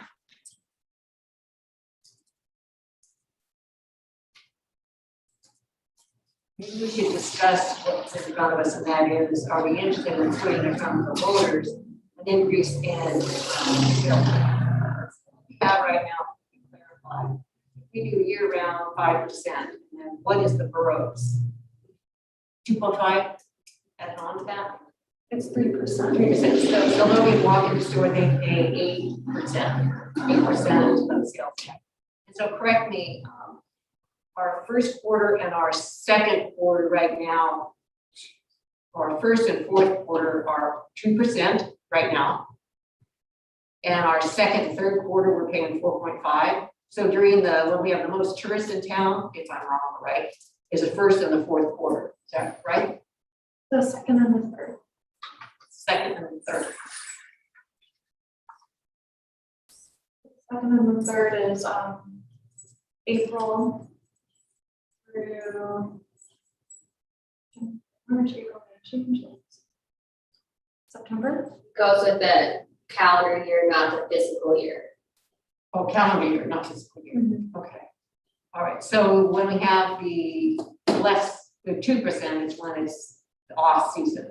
So Soldovians are paying less and then during the higher time. I guess I'm looking at this and how much we bring in, maybe $2,400 extra dollars that we're talking about. So it's not a whole lot of change, but it's just a move in order to accomplish what we're looking at with this ordinance. It's part of the ordinance.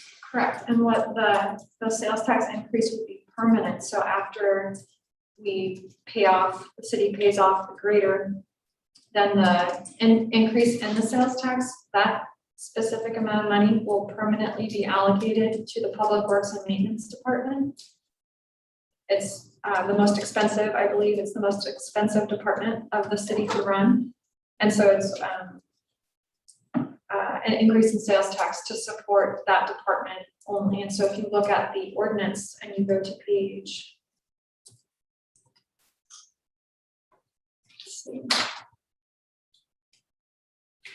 page 11 in your packet, you'll see that it states after the general obligation bonds or other obligations incurred to finance the Soldovia Safe Roads program has been paid off.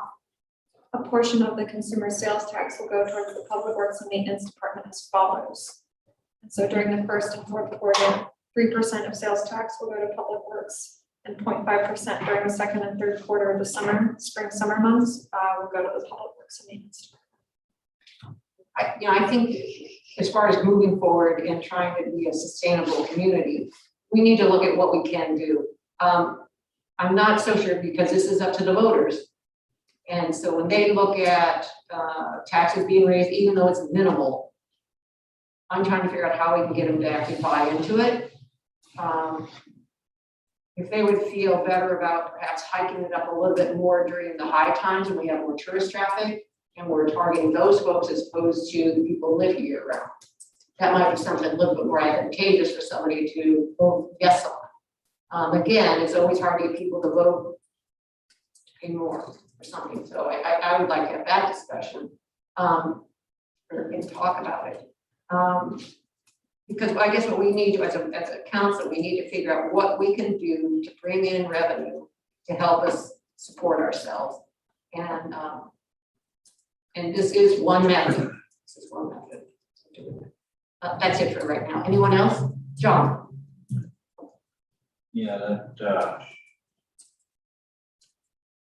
that's about 100% increase in the tax for half of the year. That fairly well double the Amazon tax money coming in. That will double that. Straight across the board, probably. Plus the city's tax may bring in a little more, may bring in a little less, depending on how much people go to Anchorage shop. I'm in for putting it to the public, see what they want to do. Be their choice. Comes down to need a new road grader. Buy a used one, you're gonna spend $30,000 in the first year fixing it. So. And a new one is either all the money from Hamlet, and just buy one outright. Or go through this process. And I say, let's go through the process. Anyone else? Yes, Madam Chair, Yes. I'd like to chime in. Not in favor of raising the taxes at this time. I feel like we just spoke about raising the taxes a couple meetings back and came to the conclusion that the community would like to see the city pursue other revenue sources and other cutbacks. See the city relinquish some of its unnecessary expenditures and find ways to raise money as a city beyond raising taxes. I understand the logic here, I understand your deadline, but I haven't heard from anyone in the constituency who agrees with this right on the back of a different tax. And doesn't seem like a lot of money when you look at the overall amount brought in. But there are a lot of little pieces that we talk about, just raising 0.5% here, 2% here. That is a burden on the families that live in this community. And it seems small when you just look at this small percentage, but when we take in the big picture account, it's a lot. Again, I understand we need to support our public works, we need to raise roads, we need to purchase these big capital expenses, but I'm not in favor of this at this time. Per my conversations on the road with community members and my own thoughts on that. Harmony, if I may clarify, that was with sales tax conversation you're having with people? Yeah. If you think about it, if you look at it, only because there's a receipt sitting on my kitchen table, $18 or some odd cents, $18 for food at the boardwalk, let's say. And at 7.5% interest, which is more so than whatever the borough has. It was $1.75 for an $18 bill. So I guess this is one way, I would say with the sales tax, it's one way across the board. People are visiting the community, people who live out the road, everybody can contribute. That's where sales tax is kind of a nice way to try to get revenue because it hits everybody, not just the people who live within the town. And that's where, what I like it better to see during the winter months that Soldovians pay less, and then during the more seasonal times, when we have more traffic in town, then we bring it up to a couple of more points. Yeah, that would make sense, but for tonight, we're looking at something that's on a time frame. That's all I have to say. Anyone else? George? Rachel, you said that this increase in sales tax can generate a couple $1,000, and the net for the bond is going to be $40,000 a month, 40,000. Through the Mayor, Councilmember Nathan, depending on what amortization schedule we're on, I want to say we're on a 10-year time frame with the bonding for the roads program. It's looking at $40,000 annually. And then, Okay, so sorry, not $40,000 annually. For 10 years, it varies. It goes from 20,000 to 25,000 to 30,000. And we pay $60,000 in interest, which is it's reasonable for what the bond pricing is looking for at the market according to the bonding. So that's a reasonable interest rate for the bond. what is the monthly net? That's what we're looking at. Comparing the numbers we're going to get from the increase in sales tax to what the monthly payment is, 480,000. Here. 400,000 a year in 10 years. in 10 years, okay. So $4,000 a year, which is $4,000 a month. Okay, listen, George, if you would just speak this way, and John, if you hold your comments, please, so we can hear George. It looks like hiking the sales tax isn't gonna do us a heck of a lot good in bottom line dollars. And I don't know that we can get it passed anyway. I hear the same thing that Harmony is hearing, and people are not gonna be too much in favor of it. I don't know what the answer is, really don't. I would like to ask a question. Where do we think that the payment for the grader is gonna come from? The $40,000 that we need to pay back our quote unquote loan? So Councilmember Rojas, it would come from the money that we'd make through the sales tax increase and then Hamlet. So rather than the city possibly having to take $258,000 out of Hamlet and one chunk like we had to do with the loader, it would be an incremental amount. So then hopefully it would buy the city time to find funding or another revenue source or just cut an expense. So that way we can pay for it. And the $2,400 or $2,500 that we're making more interest would be directly sent for payment along with where we else we buy one. Right. Yeah, George, you're right, it's not much money. But again, if we put this to the public, as John said, and let them make the call on it,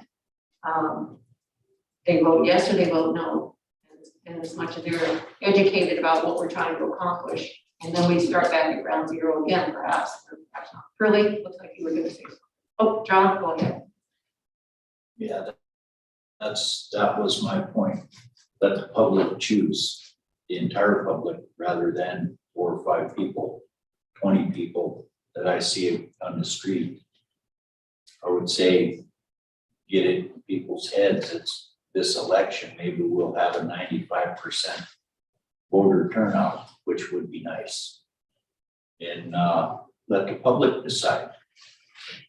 You know, if they want a new road grader or they want to drive on lumps and bumps, break the suspension on their car and spend $4,000 or $5,000 with their own money on their own vehicles. So let them decide. It's easy. Thank you. Really? Yeah, so if we just went ahead and took the money out of Hamlet and bought this grader, do we have the money in there to do that? Is that an option? You could, but and I wrote in there, it's not advisable because that would be basically a third of the money in there. And part in the permanent fund is supposed to keep a balance specifically for land acquisitions and grant matching. But council can decide whatever it wants to do with that funding with passing separate ordinances. So technically, yes, you do have the money, but I would not advise council to take it all in one chunk. So if we did that, the annual that we would be paying the 40,000 or whatever it is, that would go back into Hamlet. We wouldn't pay the $60,000 interest rate. So I don't see how that wouldn't be saving us money. We're gonna, no matter if we're making a $40,000 payment or we're putting that money in back into Hamlet. I just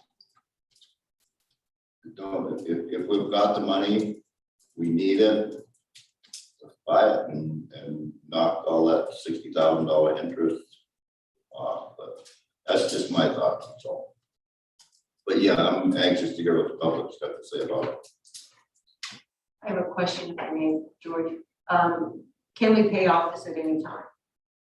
If we go to the public? I asked that question to the bond bank if there's a prepayment penalty, and I didn't get an answer on that. But I believe with NC Machinery, because technically it's a lease agreement, we could just pay that off. And it's not an obligation to investors. It's just an agreement with the company. Okay, But I haven't confirmed that with them. It's just that's how I see the two as very separate. The bonds, investors are coming in order to make a very safe and secure profit off of their investment versus a governmental lease with NC machinery or CAT machinery, but I could confirm that when we move forward. okay. George, Oh, how about if we, first off, it's hard to imagine paying $15,000 for legal fees to get a bond. How about if we simply lease the grader, try to increase the sales tax? I don't think it's got much chance of passing, but we'll try. And then use AMLETs to make up any shortfalls in the payments. And if we come up short of 1,000 or 2 every month or a few months, go ahead and take a little bit of hopefully not that awful much out of AMLETs to make up the shortfall payments. And we're not killing our golden goose there, and yet we're gonna get this done without having to buy $50,000 worth of material that we may or may not be able to use, and we're not paying the 15 grand in legal fees. George, I'm sorry, I kind of missed what you mean. So just outright lease the piece of machinery, not go through the ordinance, raise taxes, mill or sales tax, and then we said, I would think we would try to raise the taxes. okay, That kind of is where we're at, but whether we get that passed or not, I would not go for this bonding issue. I'd try to just lease the doggone thing from NC Machine, and when the lease, or a monthly payment comes due and we're short a few thousand, we'll pull that out of ambulance. And hopefully we're not gonna have to do that much. This is a lousy time of year to be starting this.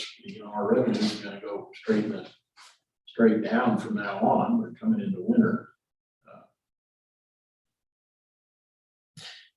And as far as the grader goes, we're talking about building roads and whatnot. The main thing is snow removal. If we don't have a way to remove snow, it's gonna be kind of tough to live here. go ahead. Councilmember Nathan, and all of council, it's important to remember too, if council decides not to pass this ordinance, the voters vote no on it, council can still come up with another solution. It could be putting in $30,000+ into the 1984 grader, hoping that buys us some more time. But capital assets are very expensive, maintenance is very expensive, and because the city hasn't been putting aside money actively over many years, it's now forcing the current generation of Soldovians to look at how do we afford the infrastructure that we have. Yeah, I don't think it makes any sense to not buy a new grader. It doesn't make any sense to try to fix it on behalf, I don't think. But I think we should try to do this in a way that makes financial sense. Again, if we can lease the grader without paying $15,000 in legal fees and without having to buy $50,000 worth of material just to make a bond issue, I think we're better off.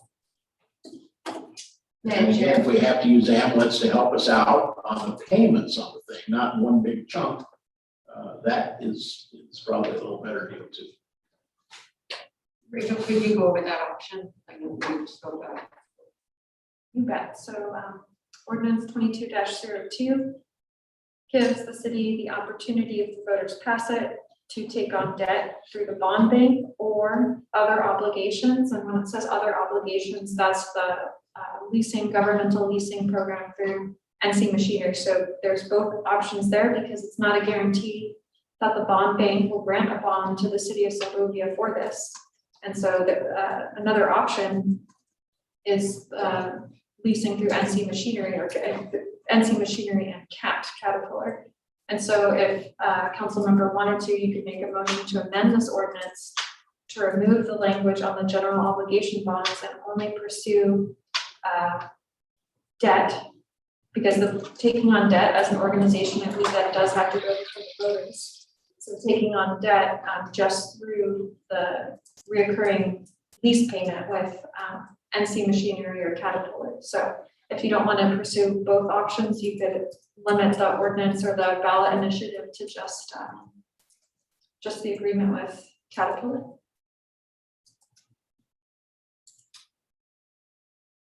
We got Council, comment? Harmony, your light's on, I want you to go on to speak.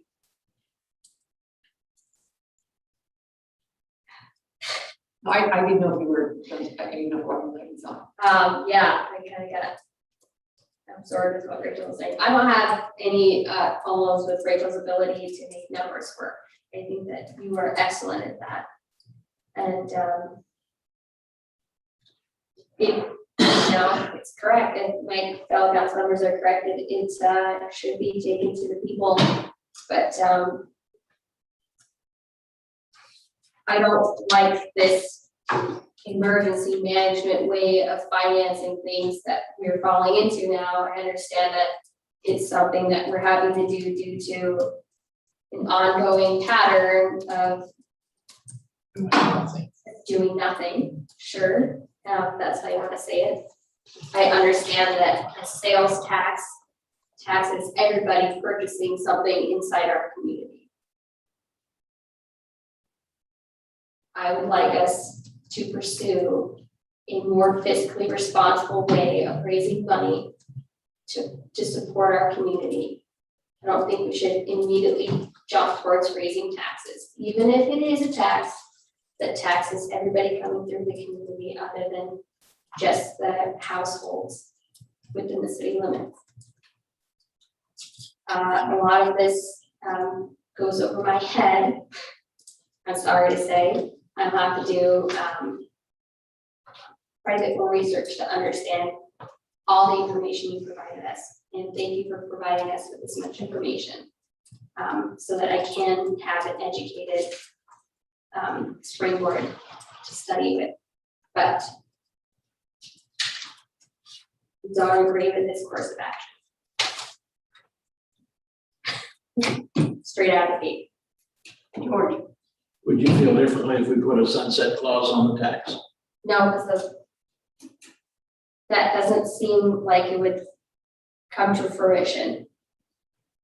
There's always a season to raise taxes. So maybe we're coming up on a deadline this year, but there's always another season to be raising taxes in and going into the winter months and putting the burden on. I would like us to pursue another option before we immediately go into this. That is the input that I received throughout the community. That's my thought on the matter. I wish we had more public input right now on the topic. Going forward, I think we should for something different. I mean, if the stumbling block is that we're only gonna get $2,400 more, could we get that $2,400 or $2,500 by our new parking fees that we're gonna hopefully enact? Yes. Okay, so That's then we great.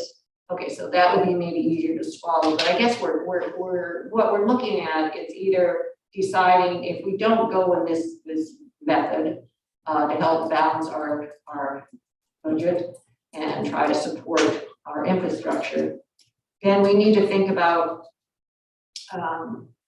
what are we gonna do? How are we gonna go about taking care of business? And right now we've got this ordinance, because of the way it's set up, going to a general obligation bond, so we don't need to take $300,000 from our ANLIB account and cash out. We actually are borrowing somebody else's money and work it through the system and then gonna work through paying it back. I think that's what where we're at. I would be curious if we, to save $60,000 in interest, if we could just pay it off. If the council decide, you know what, I don't really want to, I don't think it's financially smart to keep paying all this interest. Why don't we bring down our principal sum and dip in that ANLIB? But this is a start for something that we need to do something. And if we get this on board and earn $2,400 more, if that's only if people vote for it, you have to remember that. And then we get charging for people's parking down there. Mine Order County, we can easily make $2,500 in the summer season. But that's a bonus because we don't have anything, folks. That's where we're at. We are on a budget that we are scraping numbers together. So if Exactly. we can get $2,500 there and we got $2,400 here, that's $5,000 more roughly that we've got. And this is our segue into being able to get a new grader and not have to use all of our money out of ANLIB in case something else actually goes wrong. John, your light's on, I see. Yeah. It would be nice. The only way this city is gonna make a lot of money in a hurry is to break all the rules and go into competition with private business. That's not true. That's, all we can do is tax. That's not That's true. right. Harmony, we're not gonna crosstalk. Yeah, okay. Your money comes from the taxes. We're not in competition with anybody. We can open a parking lot, that'll bring us a couple $1,000s a year maybe. In the meantime, our road grader breaks. And the biggest thing is nobody in Soldovia likes change. They don't want high rates, they don't want this, they don't want that, they want it to stay the same. Our harbor rates are probably the cheapest in the state. We give discounts to people that are paying their bills on time. Time to do away with the discounts. You know, giving people breaks for this, giving people breaks for that. Do away with breaks. We're giving 20% of our money we should be collecting is being given away for free, just so people pay their bills on time. And we've given a lot of breaks to everybody. And I've lived here since day one, when all this started in 1965. And urban renewal. The sewer lines were good, the water lines were good. Oh, we don't need to spend any money, we don't need this. Nothing's ever gonna change.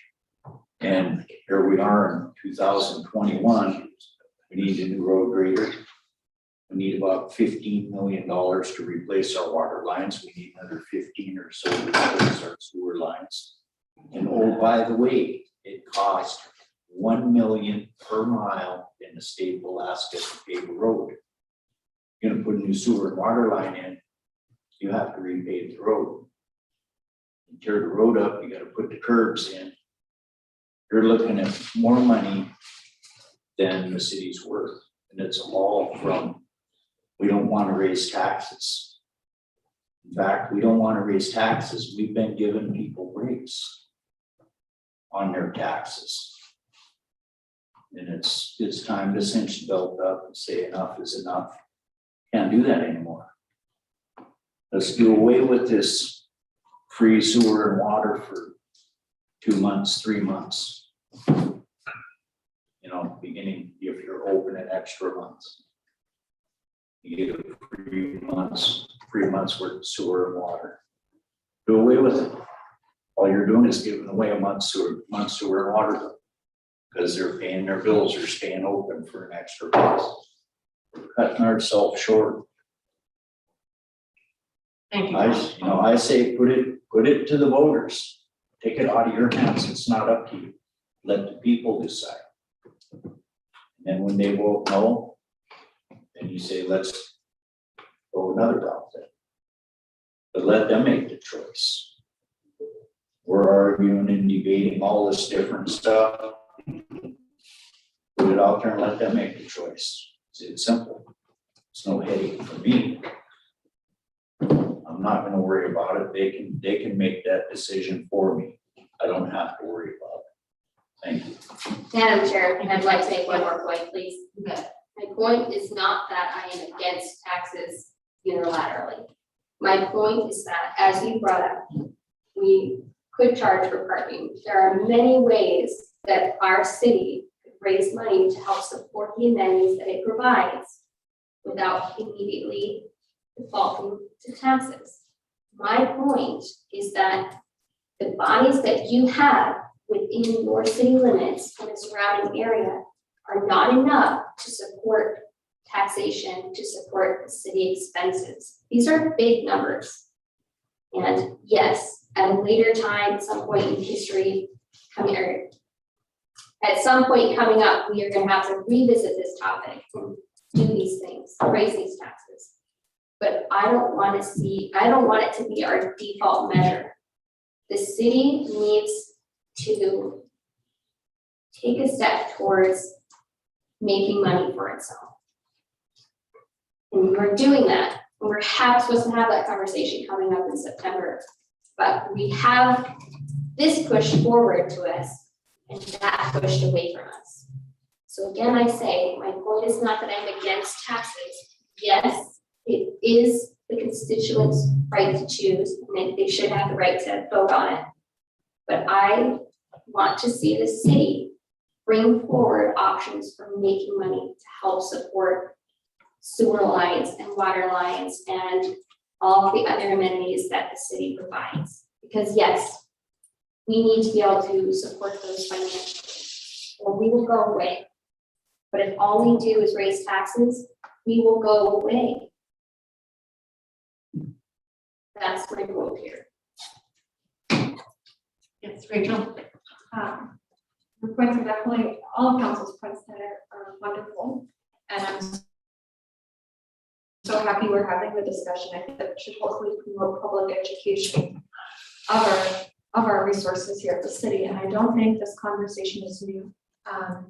The city of Soldovia raised its mill rate in 2017, so 5 years ago. And so it's not the city's de facto going to taxes, I would say, some of my experience here. I don't know when the last time a proposition to raise sales tax went before the voters, but I have before you, and I'm going to see if I can zoom in on my screen, so perhaps that'll make this a little bit more bearable, the tiny font. So this is the general fund of the city of Soldovia over 10 years. So that's the first little group of bars you see, that's from 2010. And the very end, that's 2022 where we're at. And that the reason why there aren't 4 little lines in those 2 last clusters is because we don't have the audited actuals. So before FY21, all of that is audited actuals. The blue line that you see going through all of the bars, that's our fund balance. That's what the general fund floats on. The general fund balance, which isn't really money, it's what we hope to get, but it's not netted money, is $153,000, we're saying, for FY22. The general fund supports the majority of services in the city. So when we look at road maintenance, this is where the funding for road maintenance comes from.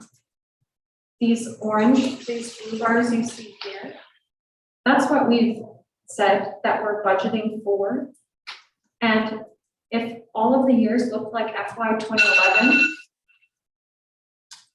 if all of the years look like FY 2011, we would be in a much different situation than we're in now. But you start to see in FY 2012, the blue bar is what we budgeted, the orange is what we've actually spent, and look how much we've overspent by. And so I know that I agree with your sentiment, Councilmember Pete.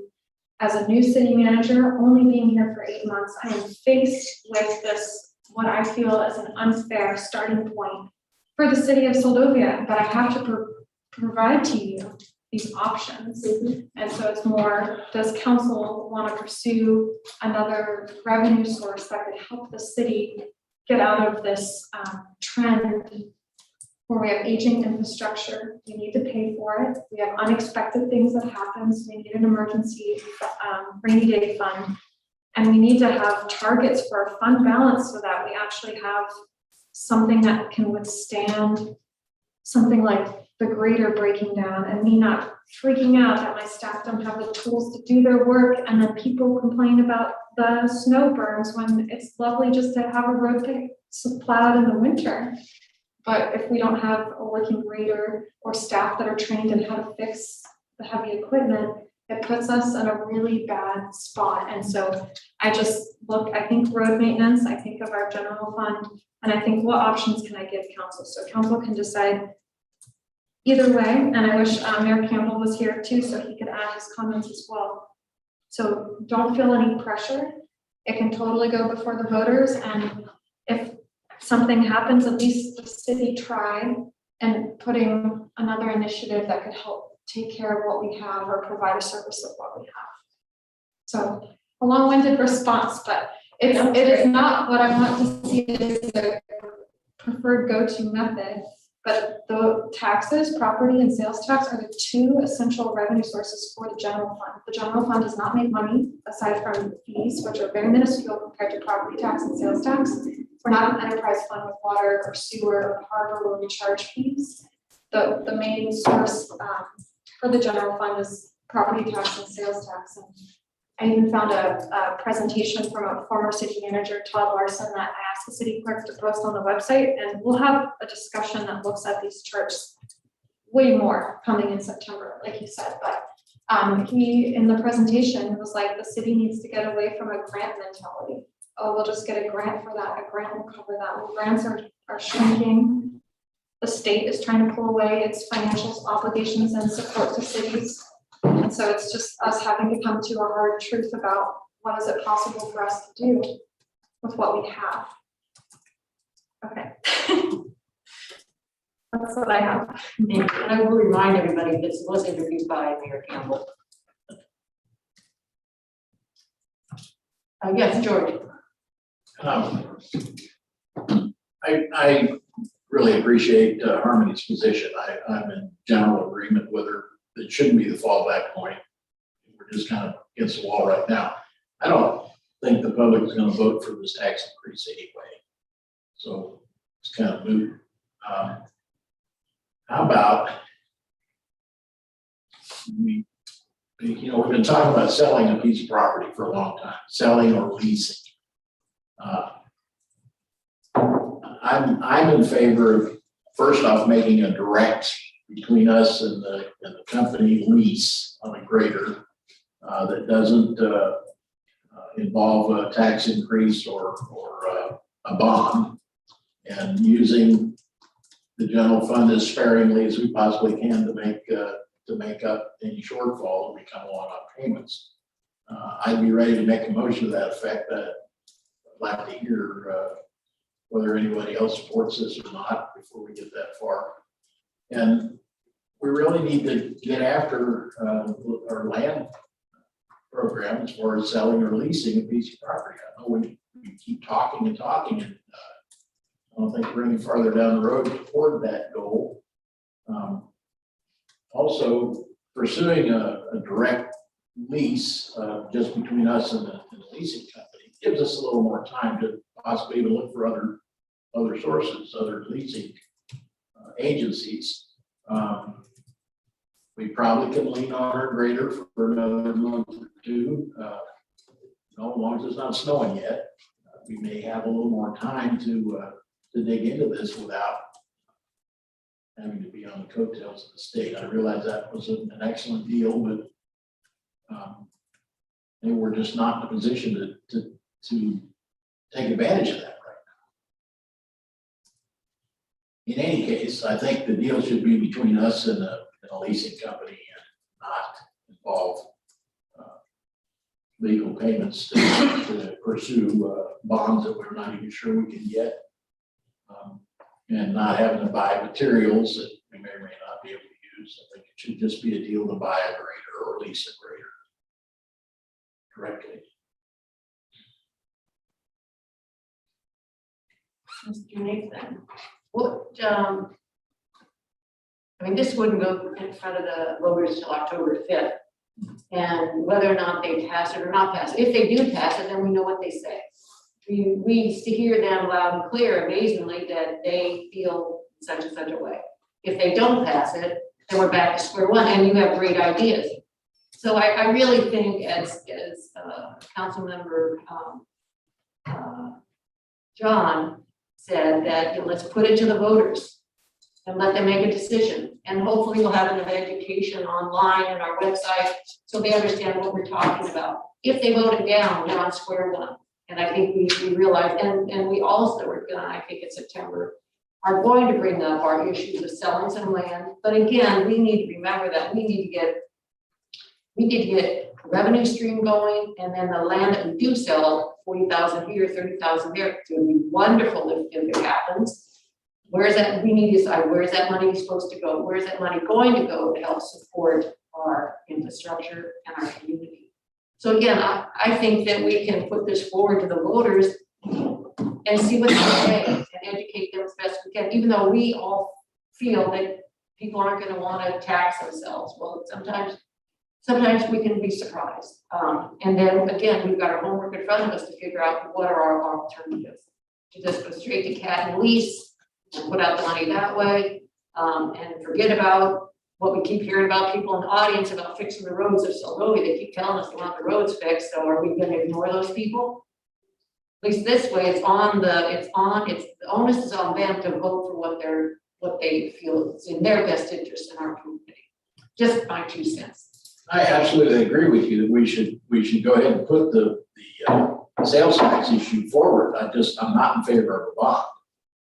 That's all. I think we should deal directly with the company that's gonna lease us a grader and not have the expenses involved with the bond. And yeah, let's go ahead and put a sales tax issue in front of the voters and let them make their decision. Doesn't really change anything. As you say, we're at square one now. Rachel, could you clarify how that would work? I mean, there's part of this that we can't do and we can do with, so if we don't do the obligation bonds, can you explain how this would work then? Yes, so I'm under the impression, when I looked over the statute, that if the city incurring debt needs to go before the voters because it could compromise the future generations of Soldovians, so you want the voters to vote on it. You could amend this ordinance. So it'd be like ordinance 22-02A by striking the general obligation bonds, mentioning of the general obligation bonds, so we could go through the ordinance and remove the lines that address that and just state that it would be for pursuing an obligation incurred to finance the Soldovia Safe Roads program. And if Councilmember Nathan doesn't want to pursue the road material aspect of that program, essentially not have the program and just secure the grader, then we can amend the ordinance to state that as well.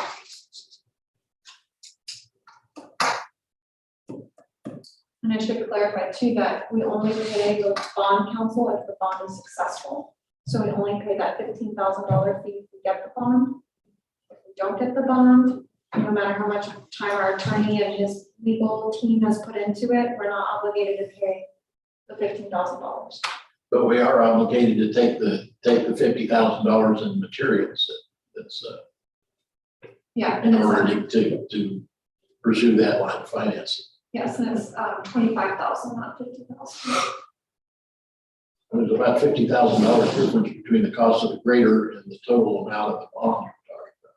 Right, the bond bank, they put in contingency.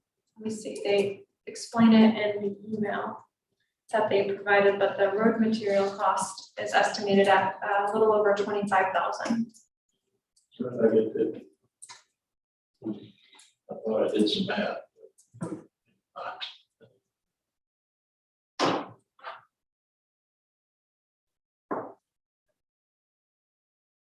How much interest were they making on that bond that we'd be paying?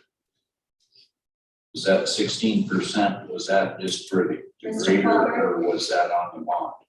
Mr. Fulmer, I don't think the public can hear you. Hear myself. The interest on that bond, was that 16% from the bond, or was that from NC Machinery for the CAT? So CAT, and this is on page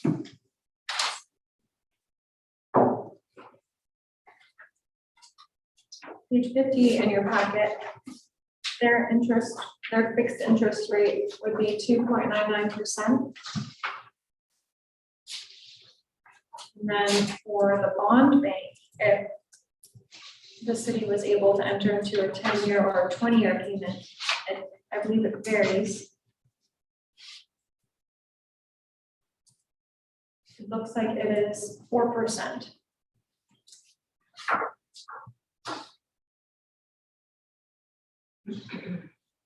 And that's on page 29 in your packet.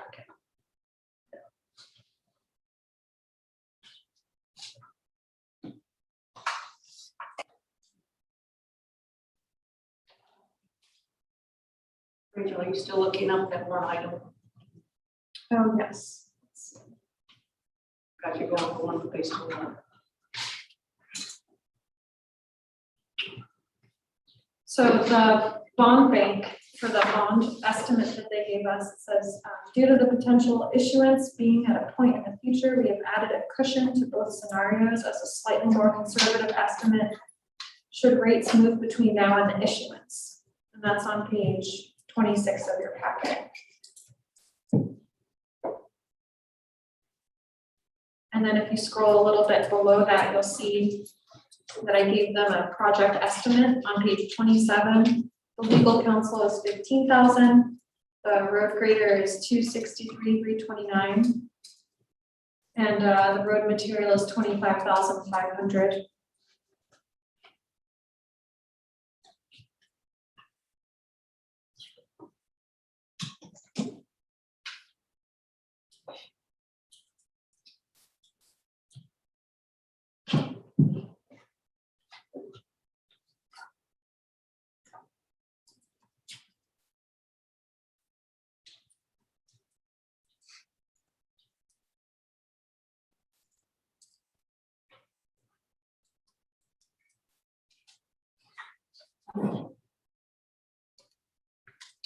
Thank you. Okay, council. Where are we at? Willing to put the, I mean, if we take off the, again, what I said, the road material, that means that we are ignoring what we've been hearing from constituents about fixing the roads around here. Do they matter? Does it matter? That's a question to ask. If we put it to the public, they get to make that decision. And we move on with whatever, we move on from there. If we put this ordinance forward. So what is the council's wishes? I've pretty well stated my point of view, as far as ignoring the citizenry. We're not doing that at all. We just can only do one thing at a time, I think. We're having a hard time doing the one thing, let alone a bunch of things. If we don't end up with a grader by November or so, they're going to be awful unhappy. Okay, Rachel, you can respond. Yes, Councilmember Nathan, that's if it fails. So we're mentally preparing for the worst, based on feedback that we've gotten from staff regarding the grader. We could still squeak out another year or two, but 1984 120G motor grader, like over 10,000 hours on it, when we haven't been doing things like, I'm assuming, fixing the transmission or fixing the motor because another, or the engine because another worn out. It leads one to think that we could quite possibly face the risk of being without that piece of equipment during one of the most critical times, because it has happened in the past. So we're just hoping it doesn't happen, but we're looking I'm not at. advocating that at all. We need a grader. I'm just trying to figure out how we can get one in the most economical way. You can read this ordinance, John, by just crossing out the line that you don't want to read and present it that way. So it's not presented to the voters as an obligated bond, but as something we're pursuing. So they understand that the money that we're trying to raise goes towards the infrastructure without it being a bond process. So an amendment as our city manager spoke of, an amendment for this ordinance could be set forward. Yeah, so if you wanted to amend it, you could just put that on line and put that one. Where does that leave us? Madam, just a moment, please, Madam Clerk. So, Madam Chair, there is a member of the audience that would like to speak to this when it does go public. Okay. I wonder if we take a couple minute break on back at the table, everybody feel about that. Public, if you wouldn't mind holding on for, actually, you know what, council, do you mind if I go to the public? Yeah, go ahead. Okay, thank you, please, if you would. Yes, and Ms. Laurel Holtz?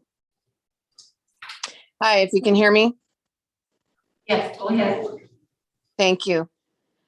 So, lots of thoughts, but I'm gonna try and limit it to these three. So one is that in the model of city government that we have, the electorate elects a city council to lead and guide the decision-making of the city manager, who then is tasked with leading and guiding the implementation of all of the services that are required of a first-class city and how best to go about that. So I would caution the council to have a mentality, from having a mentality of, let's throw an idea back to the voters to get their opinion through a vote, because you actually have that process right here. It's a duly implemented process. Obviously, people came because they wanted to speak to the mountain goat issue. They certainly could come to speak to a sales tax issue. I think if you wanted to know what your community thought about a sales tax, one, you could throw a quick survey up on your Facebook page and you'd know in 20 minutes. They'd tell you right away. So the thought of, we're going to throw this out into an election and let people vote on a sales tax, it's not leadership. Leadership is, we're committed to this idea. We've voted on it. We've had a majority vote that said we want to raise the taxes. And we know that because we want to raise the taxes, now it goes to the city to approve, to the citizens to approve it. So please, I would caution using language that says, let's throw it back to the people to decide whether or not we should do a tax. That's not what the council was elected for. That's not me speaking in favor of the tax, but that is me speaking in favor of leadership. Number two, without a doubt, I'm in full support of getting on board with a clearly defined plan for how to generate revenue, as has been discussed ad nauseum for the last 7, now into the 8th month of this year, and super excited to see what's coming in September. Please take action in that way. Obviously, we could sell a kiosk and have enough money to get repairs on a grader if we need to. But at this point in time, I would advise your city manager to consider reaching out to the state of Alaska to please renegotiate the agreement regarding sanding versus plowing. And please let the state of Alaska return to the responsibility of plowing the state roads, including Main Street. The city go back to the responsibility of plowing the city streets and sanding. Please, thank you. Thank you. Anyone else in the public?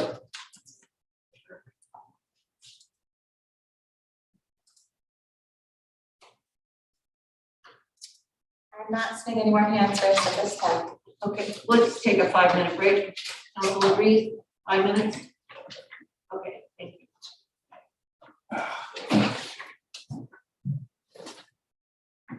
Your advice on that.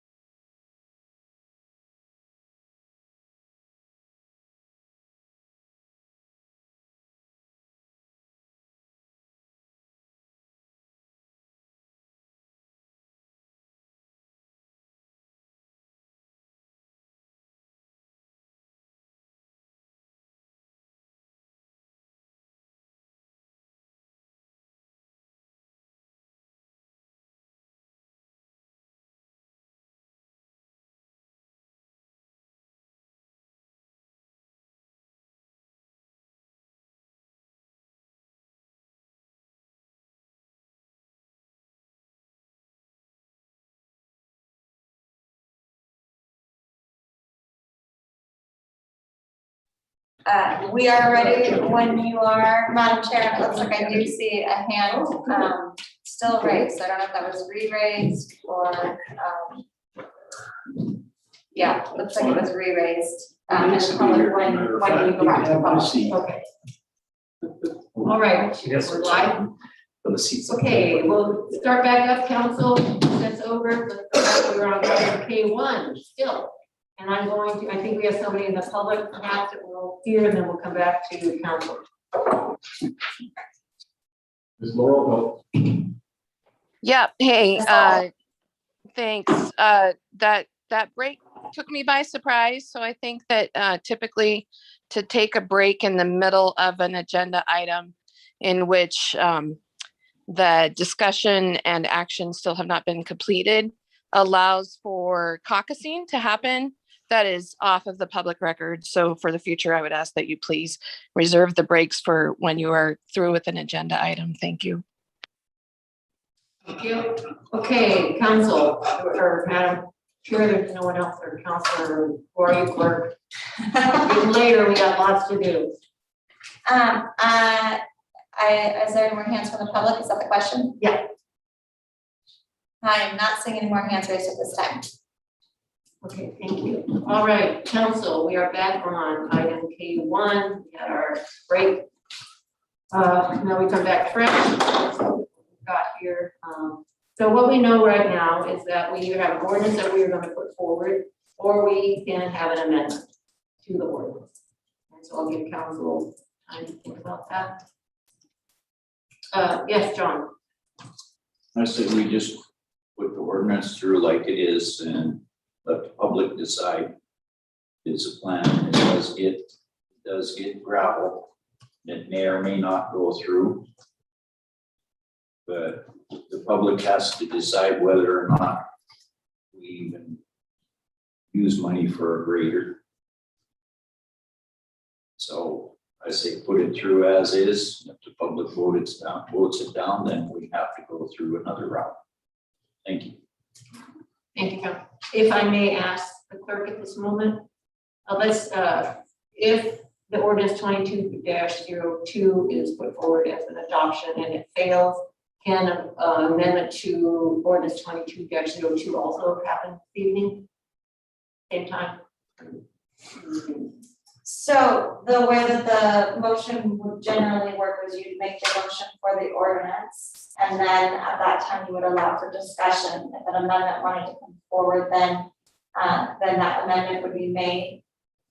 After discussion on the amendment, then the vote for the amendment would take place. Whether that fails or passes, then you go back to the main motion or another amendment. You guys can keep amending it as you wish. And then the final vote would be on the main motion if it's amended or as it is in the first place. So that leaves you opportunity to amend it as many times as needed to get it to the position that the council wants it in before the whole ordinance is voted up or down. Okay, thank you. Thank you. If there is a motion. I'll make a motion to adopt ordinance 22-02. Second. So we have a motion to adopt ordinance 22-02, and we have a second.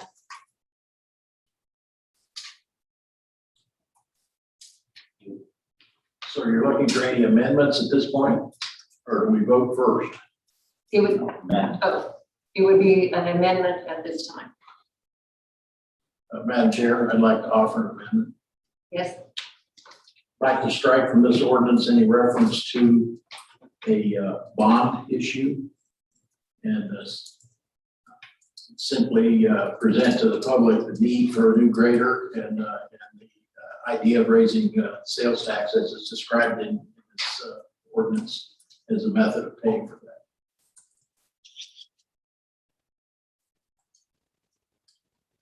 so Madam Clerk, would you, if you would help me out with, so George, you said strike out, after it says city to, it would be scratch out to issue general obligation bonds, in the principal amount of, does he need to read what he'd like to strike? The reference to floating a bond to pay for a load of gravel and a grader. I'd like it simply to show the ordinance as a way to pay for a grader.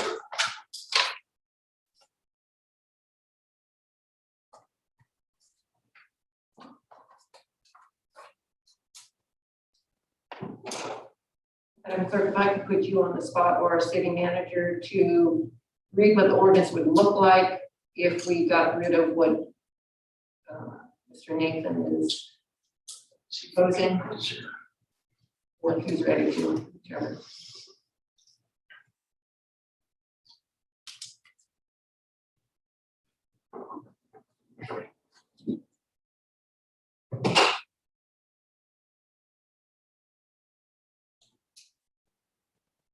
City Clerk, would you like me to read through amendments, or are you marking? I am marking and going, but if you've got it faster than me, whatever works best for people. I started the process. If you're farther than me, please do. Okay, so for ordinance 22-02, we're going to strike on line 5. Issue general obligation bonds in the principal amount of not to exceed $303,830 to finance the Soldovia Safe Roads Program. And in place of that, it'll say authorizing the city to secure an obligation to acquire a road grader not to exceed, let's pull that dollar amount from 250.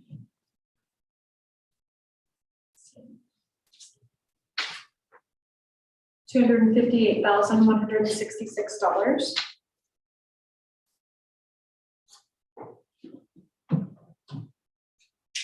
And go back up to the ordinance here.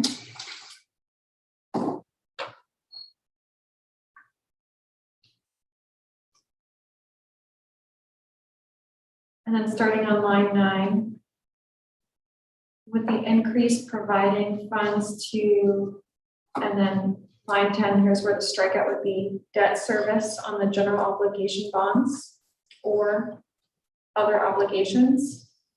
And that'll be replaced with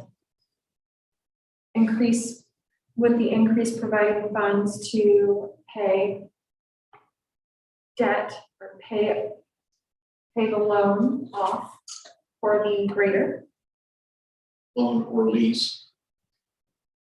What would you say, Councilmember? Loan or lease. Loan or lease of the grader. Would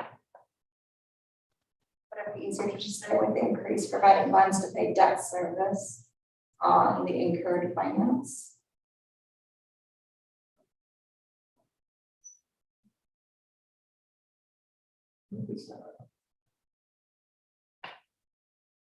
Sorry, it's hard to remember the words while looking at it, but say that again, City Clerk. Instead of striking out the whole sentence, just strike out, starting on general obligation bonds or other obligations, and then strike out the Soldovia Safe Program, so that what it would read, with the increase providing funds to pay debt service on the incurred finance.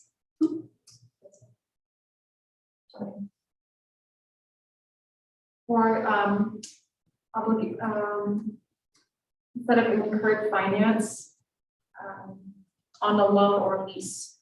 Okay. So that it will be the amended title to this ordinance. And then we'd strike lines 44.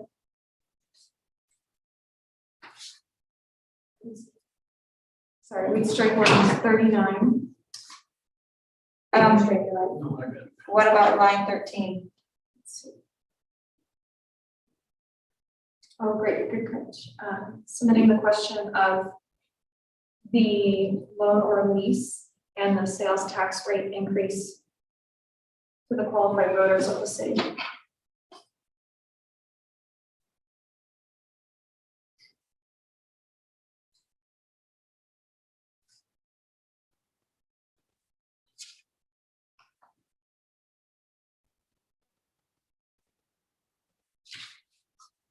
And then starting line 39.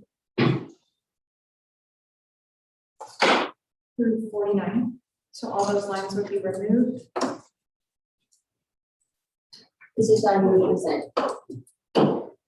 And then line 51, once the lease or loan for the grader has been paid off, the increase in the rate of city sales tax will then be used to fund the public works and maintenance department.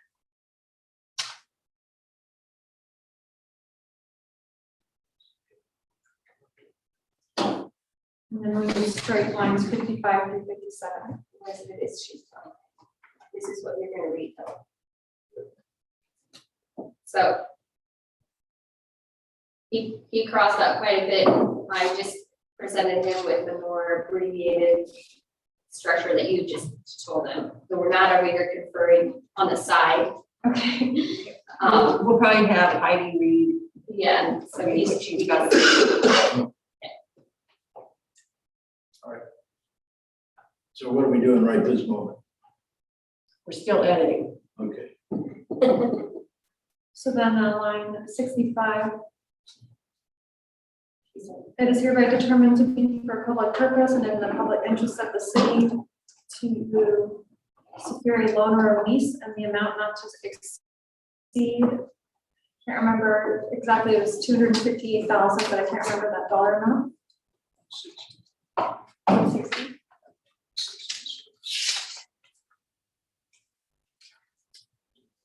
For the purpose of paying the cost of securing a road grader. 106, 258, 106.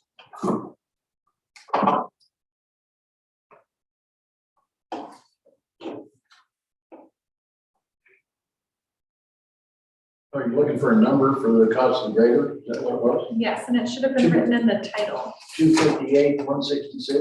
258, 166, perfect.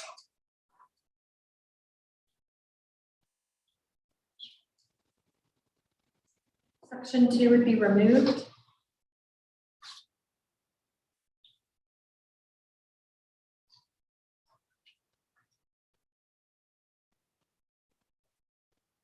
And lines 86 and 87 would be amended. Say after the loan or lease to secure the grader has been paid off, portion of the consumer sales tax will go towards the public works and maintenance department as follows.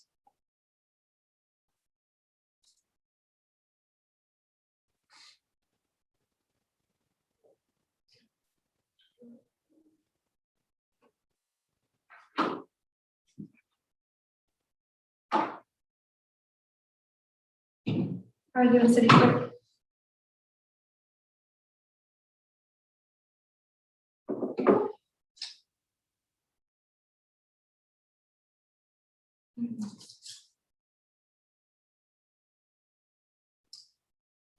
We are doing all right, but I am wondering if it might be more,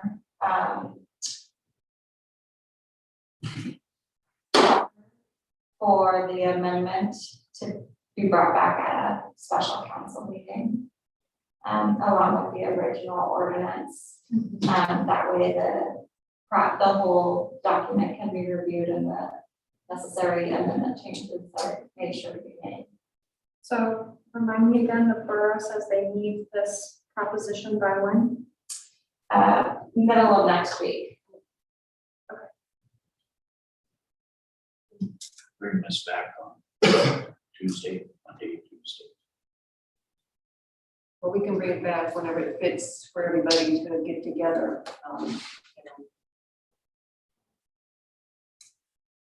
Whatever works for staff and for council members come together. I think that's probably an appropriate thing to have instead of trying to push it through this evening, trying to get every language correct. So Exactly. Madam Clerk, how would you like us to continue this process?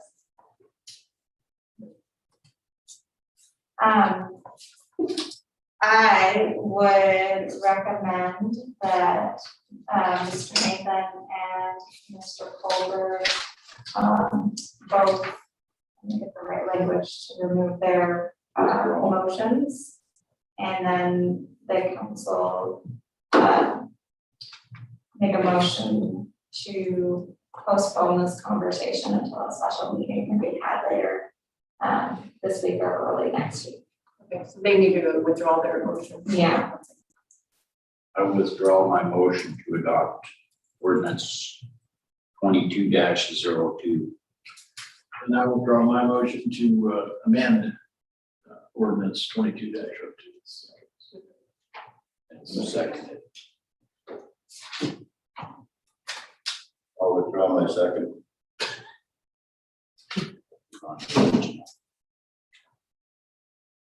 Okay, now I need a motion to, do we need to vote on that?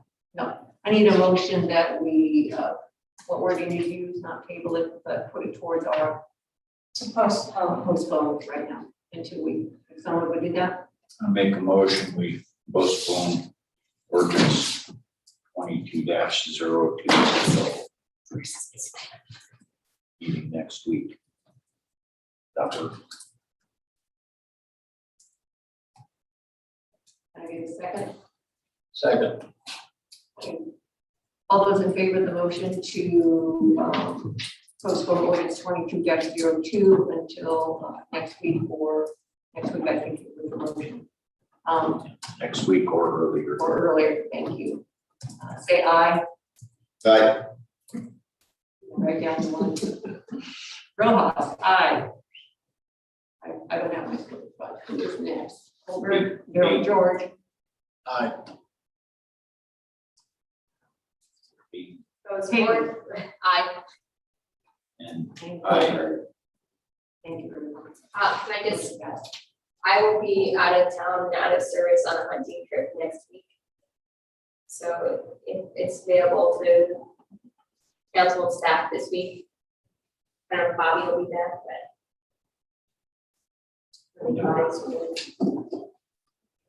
Can we try to schedule a meeting now? No? Public notice would have to go out, but, oh, sorry, public notice would have to go out, but, may I ask, Ms. Payton, when you're, planning to leave, what day? This is the night.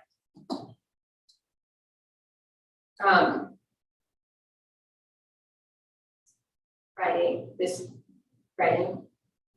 Be gone, Friday through Wednesday next week, so nothing entirely. Would you be available Friday?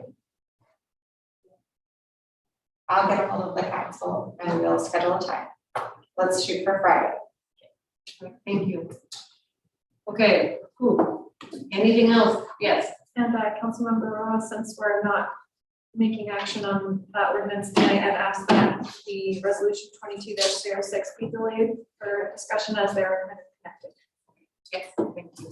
So we go on to item 3, which is resolution 22-07, resolution of the City Council of the City of Soldovia, appointing election judges for the regular municipal election to be held on October 5th, 2021. Presentation by staff.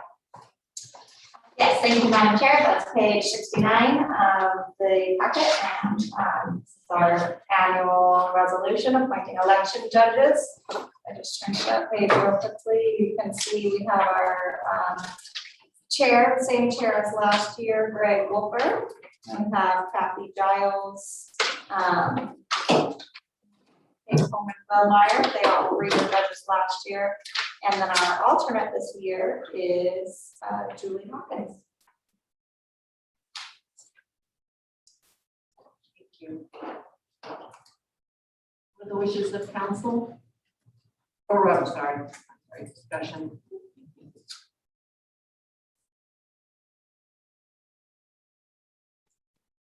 John, your light's on. Did you have a comment? Let's say this is just our annual reappointing the judges, right? No Yes. change. Yep. I'm all for it. Anyone else? Hearing none, is there anyone in the public? I'm not seeing any hands raised at this time. Right, Madam Chair, would you roll call for the vote? Mr. Morrison, Right. Ms. We Rojas. need a motion first. Oh, I thought we I'm had sorry. We need- I'm we need a rolling right motion. along here, folks. I thought we had a motion. I'll Okay, make a motion to adopt resolution 22-07. have a second. Second. Okay, you have a motion and we have a second. Now we vote. Yes. If there's no further discussion. We got a.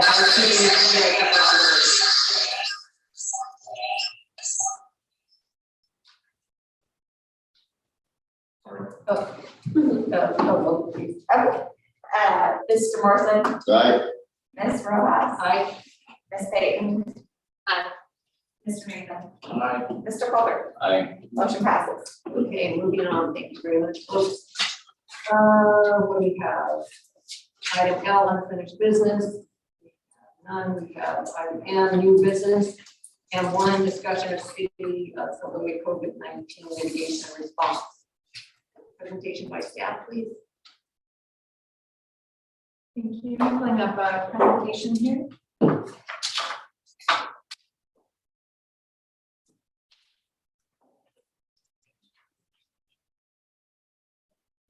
So the last time the city of Soldovia issued a formal update regarding COVID-19 was a memo that was issued on May 25th of this year.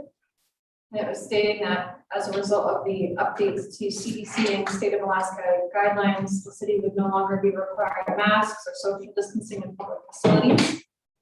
Nor asking the staff or the public to mask, socially distance, or quarantine if they are fully vaccinated as defined by the CDC. And then it encouraged the non-vaccinated individuals to follow the CDC and state of Alaska guidelines. So that's how we handled COVID back in May. Since July 26th, our messaging has been regarding the spike in cases over the past 2 weeks that the city office is still open to the public, but out of caution, we're encouraging the public to conduct business with the city over the phone or email if possible, as well as following mask wearing or making an appointment with staff beforehand to address the spike in cases. And there's also been press releases that the city has jointly sponsored with SVT, as well as flyers and additional messaging regarding COVID-19 response to the city on Facebook.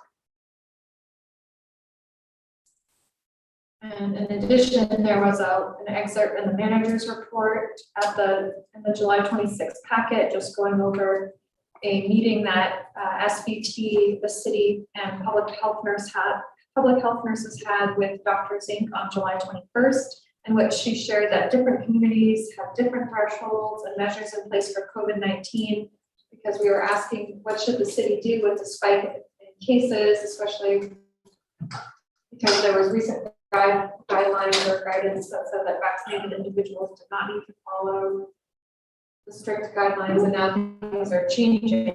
And so basically just reiterated the point that,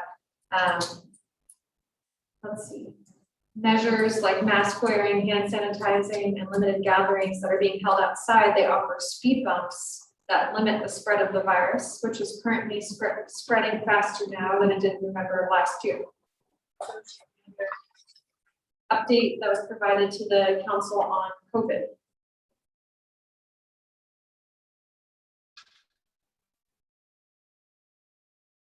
I'm just waiting for this slide to change. There we go.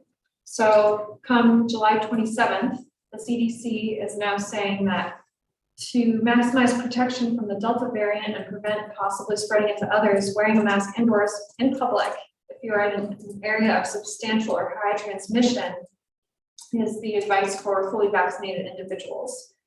And so wearing a mask regardless is important if you have a weakened immune system, or because of your age or an underlying medical condition, you are at increased risk for severe disease.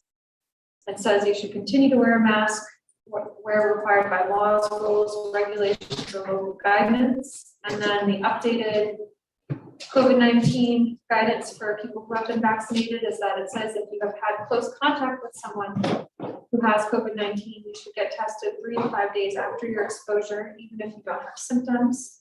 You should also wear a mask indoors in public for 14 days following exposure or until your test is negative. So these are the updated guidelines for vaccinated individuals as of the end of July of this year. I'm just waiting for the next slide to appear on the screen. So regarding the outdoors are still safe. It says that fully vaccinated people might choose to wear a mask in crowded outdoor settings if they or someone in their household is immunocompromised, but in general, fully vaccinated people do not need to wear a mask outdoors. Oops.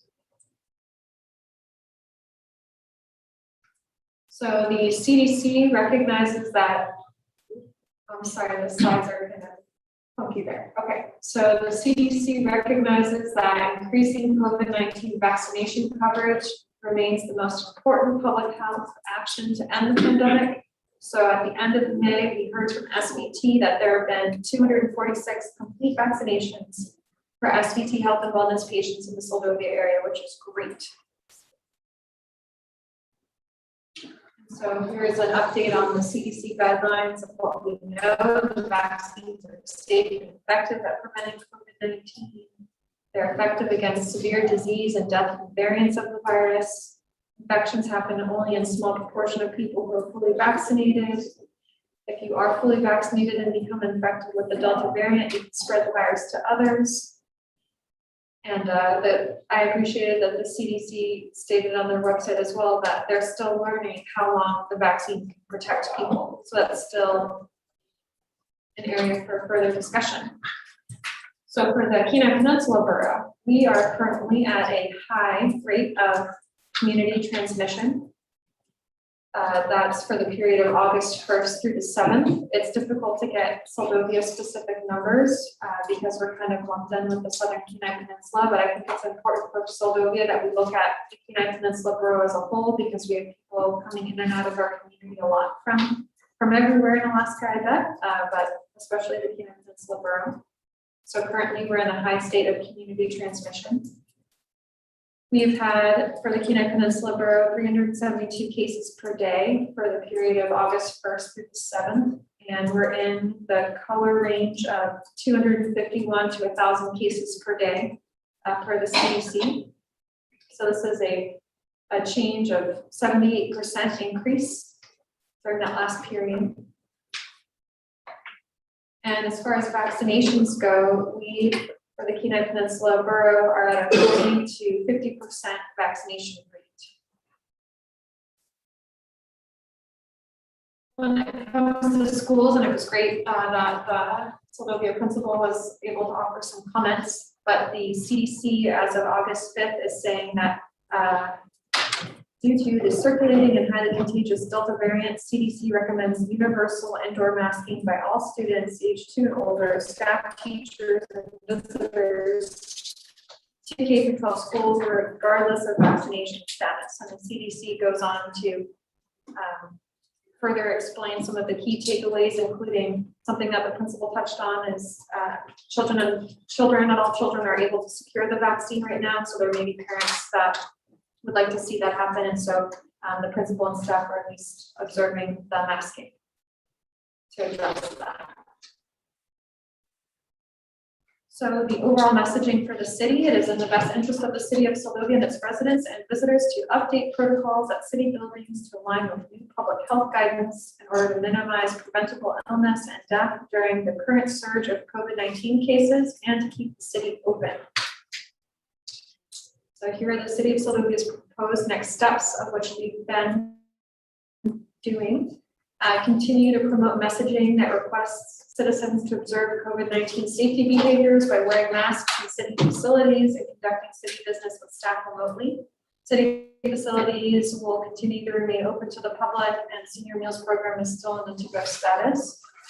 The city will continue offering resources to businesses such as masks and hand sanitizer. The manager will issue a new memo requesting masks be worn indoors during times of high or substantial community transmission. And then the manager will also request testing kits from the state for employees, because Dr. Zink shared that there could be portable testing kits that they could send to Soldovia, and so we can have that for testing staff if there was ever a concern there. So before the council tonight for your consideration, does the city council wish to require masking and social distancing at city facilities when the CDC lists the Kenai Peninsula Borough as being in a time of high or substantial community transmission? And so if you were to require masking, it would not apply to children under the age of 2, and it would include facilities like the city office, the multi-purpose building, and the harbor master's office. So it's just a motion for your consideration. Thank you. Council. Oh, sorry. Okay. Thank you, city manager. Council, you have comments? Questions for city manager? George? I think for folks that are vaccinated, we can make the mask is optional if you want to require masks for people that are not vaccinated.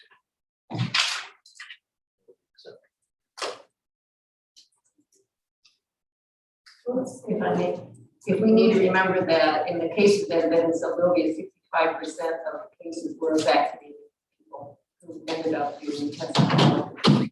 And also the vaccine was never intended to keep you from getting the disease. It was to keep you from dying from it. Correct, correct. But you can pass it on. Just it can be passed on. You can pass it on. John. I say we follow the CDC guidelines. And that means masking up in the city facilities, I guess. And you know, I was in the library the other day with my sister, and actually people are following the guide. Everyone in the library, I believe, except for one person, did have a mask on. I am in favor also following CDC guidelines. Many times I look at how many people get off the boats and wonder if they know what the outbreak has been in Soldovia, and if they're somehow been notified that they should maybe think about wearing a mask while they're in Soldovia. There's a lot of people, like Laurel said earlier today, how many people, like they were full the other day, 150 people go back to Homer. I think following CDC is a smart thing to do. I hate to see our school kids not be able to go to school because of an outbreak up there. And also, we don't have, maybe somebody can answer this for me, how many times did public health come over and do vaccinations for 12 to 18-year-olds? Because SBT does not do 12 to 18-year-olds. Somebody have that information for me? Because I was told that they come over. They came over at least twice because I got both shots from them, and they were giving shots at that time to anybody that showed up. I guess I would wonder how many people 12 to 18 still haven't gotten a shot, and if not, we should invite over public health to send one for that. Anyone else? Madam Chair. Yes. So it's such a hot topic, but I am not in favor of a mandate at this time. There is a large spike in our community. I think a lot of that has to do with, as you mentioned, the influx of people from outside of our community, but for the most part, the community members here,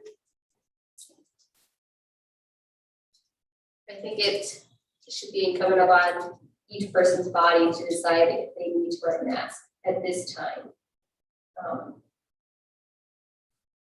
I just personally have experienced that there's a lot more harm coming from this shame, this social shame and abuse associated with this disease, incurred by our news outlets and fear. I don't know that Soldovia needs to mandate at this time. I think people wear masks if they think they're in danger. I think people distance if they think they're in danger. I think people stay home if they feel they need to.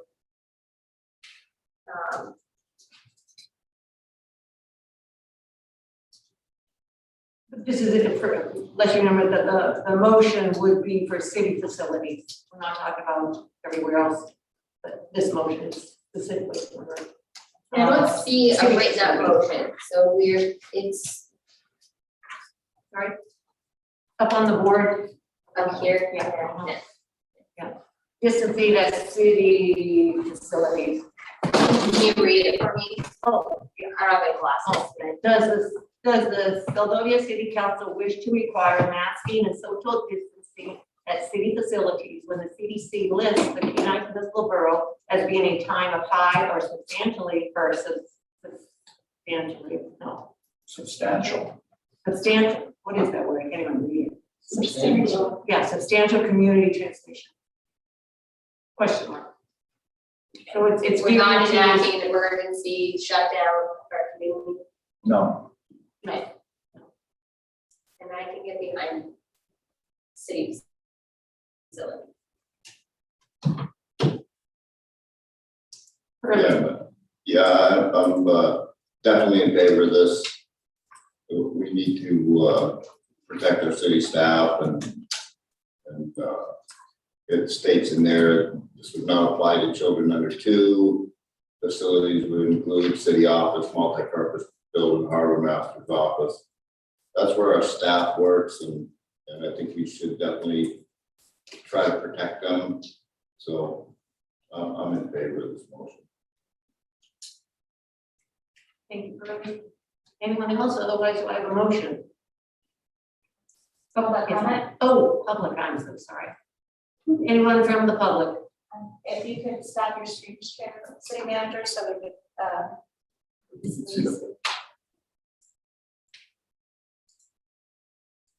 and I see Miss Kate Holman Billmeyer.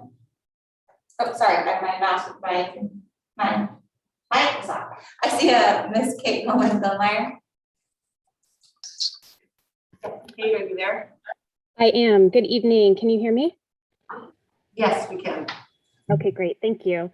I am Kate Holman Billmeyer, and I want to thank you all for opening the time for this discussion.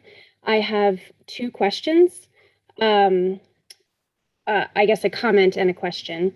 I am fully in support of the city council adopting a masking policy in their city buildings. This policy would not only extend to all community residents doing business in public buildings, but would protect our most vulnerable community members, including children under the age of 12 who cannot get vaccinated. Should the city adopt this policy, it is my understanding that the same masking policy could extend to Susan B. English School. As we near the start of another school year, we find ourselves in a landscape of a more highly contagious variant with no universal masking policies offered by our school district. Children will return indoor to schools next week, unvaccinated and unmasked. As parents, we are facing down impossible decisions as we run the calculus of physical risk versus mental risk versus financial risk versus the myriad other elements that families must take into consideration when thinking about their children's education, health, and safety. A city mask mandate demonstrates clear leadership on this issue, and I would welcome your vote to implement a mask policy. My second question is in regards to at-home PCR or molecular testing kits available for Soldovia residents. Testing for Soldovia residents is currently only available to those folks who are patients of SVT Health and Wellness, unless there is a pop-up community testing event provided by SVT Health and Wellness, which has happened only twice since March 2020. There is no access to COVID-19 testing in Soldovia if you are not a patient at their clinic. Having an at-home testing option decreases the barriers to testing access for non-patients and helps decrease the spread of COVID-19 should a resident feel that they have had an exposure to a positive or feel symptomatic but are not patients at SVT. The alternative for testing outside of SVT includes travel to Homer. As we know, that is an option that neither offers equity, considering that doc-to-doc for a family of 4 costs $320, nor does it reduce transmission rates if folks are required to leave the community to get tested. I would welcome the opportunity to listen to your responses while I go back on mute. Thank you all. Thank you, Kate. If I can ask you a question to clarify, did you say what would be helpful to have test kits available to you, seeing how the alternative is not really the alternative? Is that what I heard, Kate? Yes. If there are at-home test kits available, either PCR or molecular, that can be acquired through the city, either directly, utilizing funding through whatever appropriate mechanism, or partnership. I would be curious to know if that's a feasible option for residents in our community who may not be patients of SVT Health and Wellness. The idea is to just democratize access and equity to testing. Okay, thank you for the clarification. Thank you. Yes. I was wondering, are we currently pursuing that? And if we would, would you openly distribute it throughout? Not actively, to Mayor, Councilmember Peyton, not actively pursuing that at this time. It was just a comment that Dr. Zink had made. And I thought for these city staff, being able to rapidly test our staff, similar to what school districts like the junior school district have been doing, of requiring teachers throughout a period of a week to test, so that we would have that option for staff. I could certainly explore what that would look like for the community. And we're about to receive funding through the American Rescue Plan Act. So perhaps if there's a big expense to it, that could be a council decision to allocate funding towards that. Yeah, I thought last year that I've been to a couple of different meetings through a couple of different forums outside of council where the community is interested in pursuing that option as a body. And I think that we would find that a large number of us would appreciate that. So if that's something that we're able to provide, then that's something we should provide. I agree. I think to look forward, look into it would be a good idea to see what the possibilities are. Anyone else?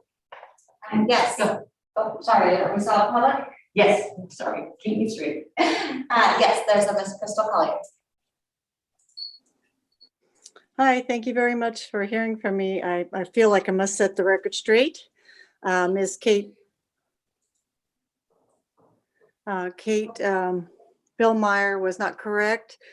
SVT Health and Wellness has been testing for since COVID started for all people, no matter where you're from or you know what, if you're a patient or not. I think most of you probably know that because you probably have been down for tests. So I just wanted to set that record straight.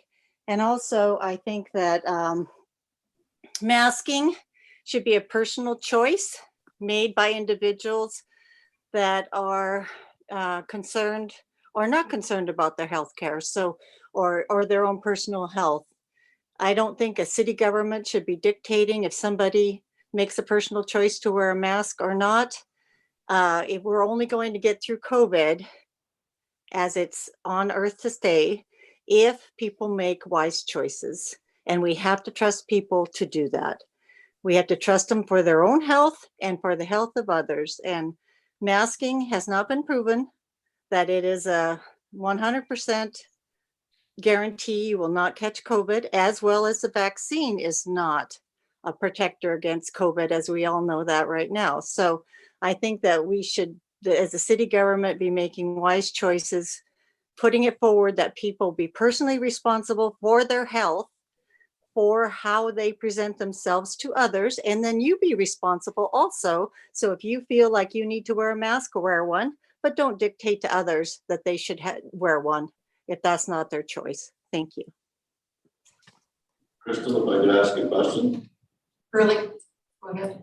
Yeah, is it required to have a mask at the clinic? Yes, that is a CDC requirement that in healthcare you have to wear a mask in our health center. It is not a CDC requirement that in public places you wear a mask, though.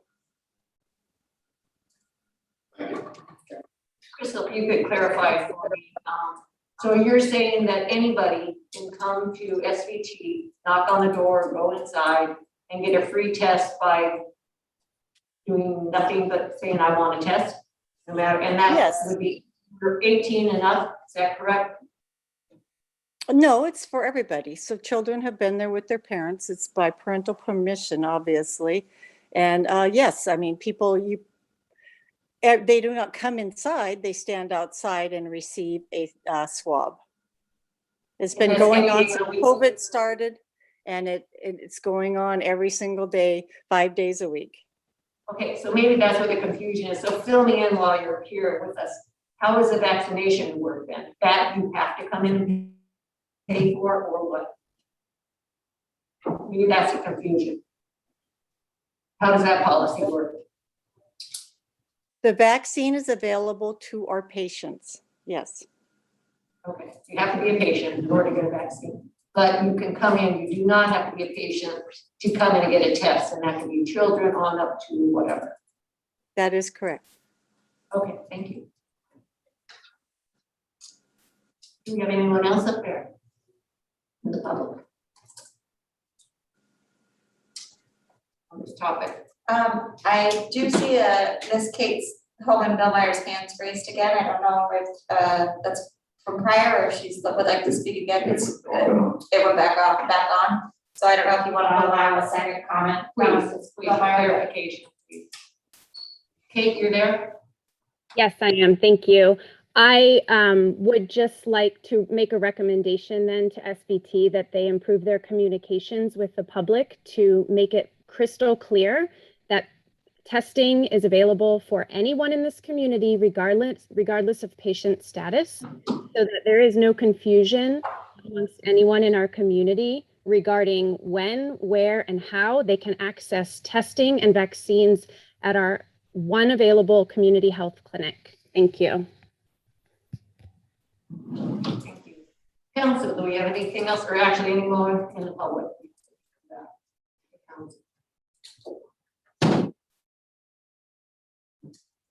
Item M1. I am not seeing any more hands raised at this time, Madam Chair. Okay, thank you. Okay, back to council. What is the action? Make a motion that the city follow the CDC recommendations, COVID mitigation. Do we need that motion on the screen, please?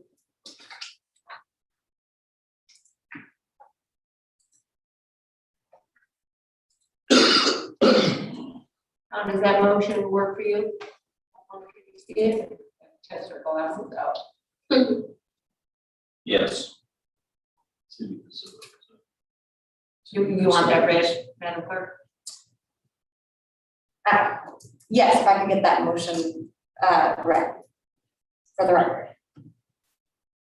Okay, I make a motion that city follow the CDC social distancing at city facilities when CDC lists Kenai Peninsula Borough as being in a time of high or substantial community transmission. And I'm sorry, Mr. Colbert, did you mean that the city follows social distancing, or are you speaking to the requiring masking? at And the city mask, facility? the CDC rules. To require Social- masking and social and distancing? social distancing. I can barely read that from here, so. Test of everybody's glasses, that's for sure. And that would City be, facilities. Okay. and that does include facility space. So all those. I'll second that. Thank you. All right, we have a motion on the table and second. Now, roll call vote. And I'm sorry, can I just read that motion back to make sure it's clear, because I think there's a little confusion there. So I'm hearing the motion as moved that the city requires masking and social distancing at city facilities when the CDC lists the Kenai Peninsula Borough as being in a time of high or substantial community transmission. Yes. Okay, thank you.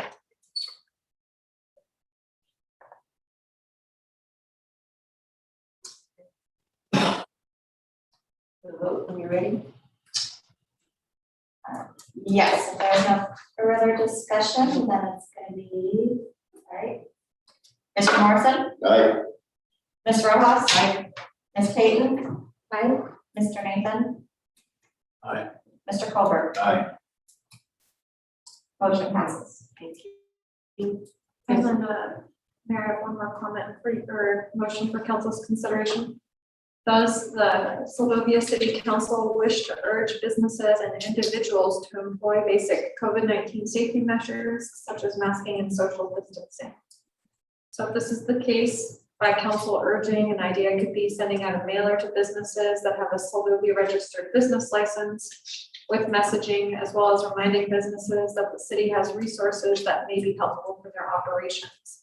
And this motion is coming before council because I had a constituent call me sharing that they didn't feel comfortable approaching their employer about having COVID safe practices at their place of work, and their employer wasn't ensuring, in their opinion, staff safety. And so they had called asking, is there anything that the city could do? But the city does not have health powers given through the state. But what the city could do is urge businesses and individuals to follow COVID-19 safety measures, and as well as set the example by how we're managing the city facility. So that's why this motion came before council for consideration. And do I have any comments from the council? I would definitely vote no on this motion. And I would do actually just the opposite. I believe that, I think sometimes it gets, I know there's one business here in town who felt like they couldn't put up their please wear a mask sign again because they didn't know if they had any, they didn't believe that they had the right to do that. I told them that I believe you do have the right, it's your business. So maybe by putting something forward, seeing how it's we wish to urge businesses, we're not telling them, but we're giving the leadway for a business that, or an individual who may not feel comfortable doing it without having something backing them up. So I would support that. And I just hope our numbers keep going down, they don't flare, and they are predicting more into the fall. So I would vote for this motion. Anyone else?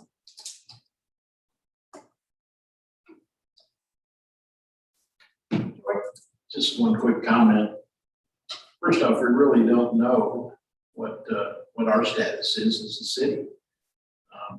Looking at their graph, it looks like that peak in July has peaked. And then it's now coming down. We won't know for another couple of weeks till we get more information on the graph, but it looks like there's a peak there. And I don't know that urging a business in the city is gonna have very much effect. I wouldn't be dead set against it, but it doesn't seem like it's gonna be. Anyone else? Yeah, I would go with it. People talk about the peaks and valleys in this virus when it started to date. How many peaks has there been? This is just the first peak on this version of the same virus, so it's not going away anytime soon. So I would say, yeah, we should send out a recommendation that they should follow the CDC rules. It's their choice. It's not a mandate. No, it's just a reminder that they should take care of their own business and their employees. Thank you, John. Anyone else? Hearing none, we'll go to the public. Is anyone in the public?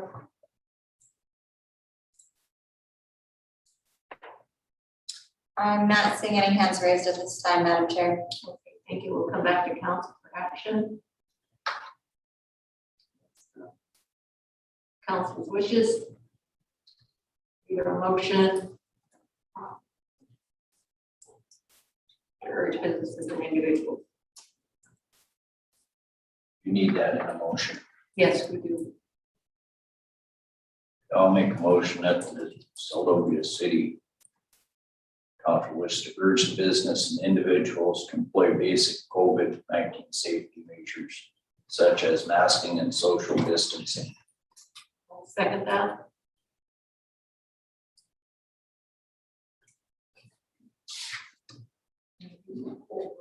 Unless there's any more discussion, earlier you're kind of leaning over that. You have something you want to share? No? Poll, please, ma'am. Morrison, No. Rojas, Yes.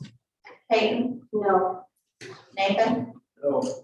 Colbert, Yes. motion passed. Thank you. Okay, item M2, discussion regarding the city of Soldovia potential uses of American Rescue Plan Act funds. Yeah, So council, this presentation is ready to go. However, we do not have the mayor as well as council member Sweat. And so if there was an interest in delaying the discussion because it's seeking input on how council would like to move forward with the American Rescue Plan funds, that would be just fine with staff. I would agree with that. That would be, I'd like to have your input. Anyone else? Council? I would like to have the full council and the mayor on that. Likewise. Okay. Looking at a nod of heads. Okay, looks like it's unanimous, I believe. We'll move item M2 to our next meeting. Okay, item N, city manager report, CD page 77. Is that's the next regular meeting, right? Yeah. Well. Yeah, because we're having Not till September. So if I just may interject here, we're not going to have a meeting on August 23rd, and so it wouldn't be until September 13th. But that's our next meeting that you're all going to be here. Is that correct? Yes. Yes, but if council wanted to have a special meeting to act on ARPA funds sooner, we could definitely do that. But correct, there is no second meeting in August, so it would be the first meeting in September, which I don't know if that's the 13th or the 19th. It is the 13th. I guess the question is if there's a deadline. No deadline.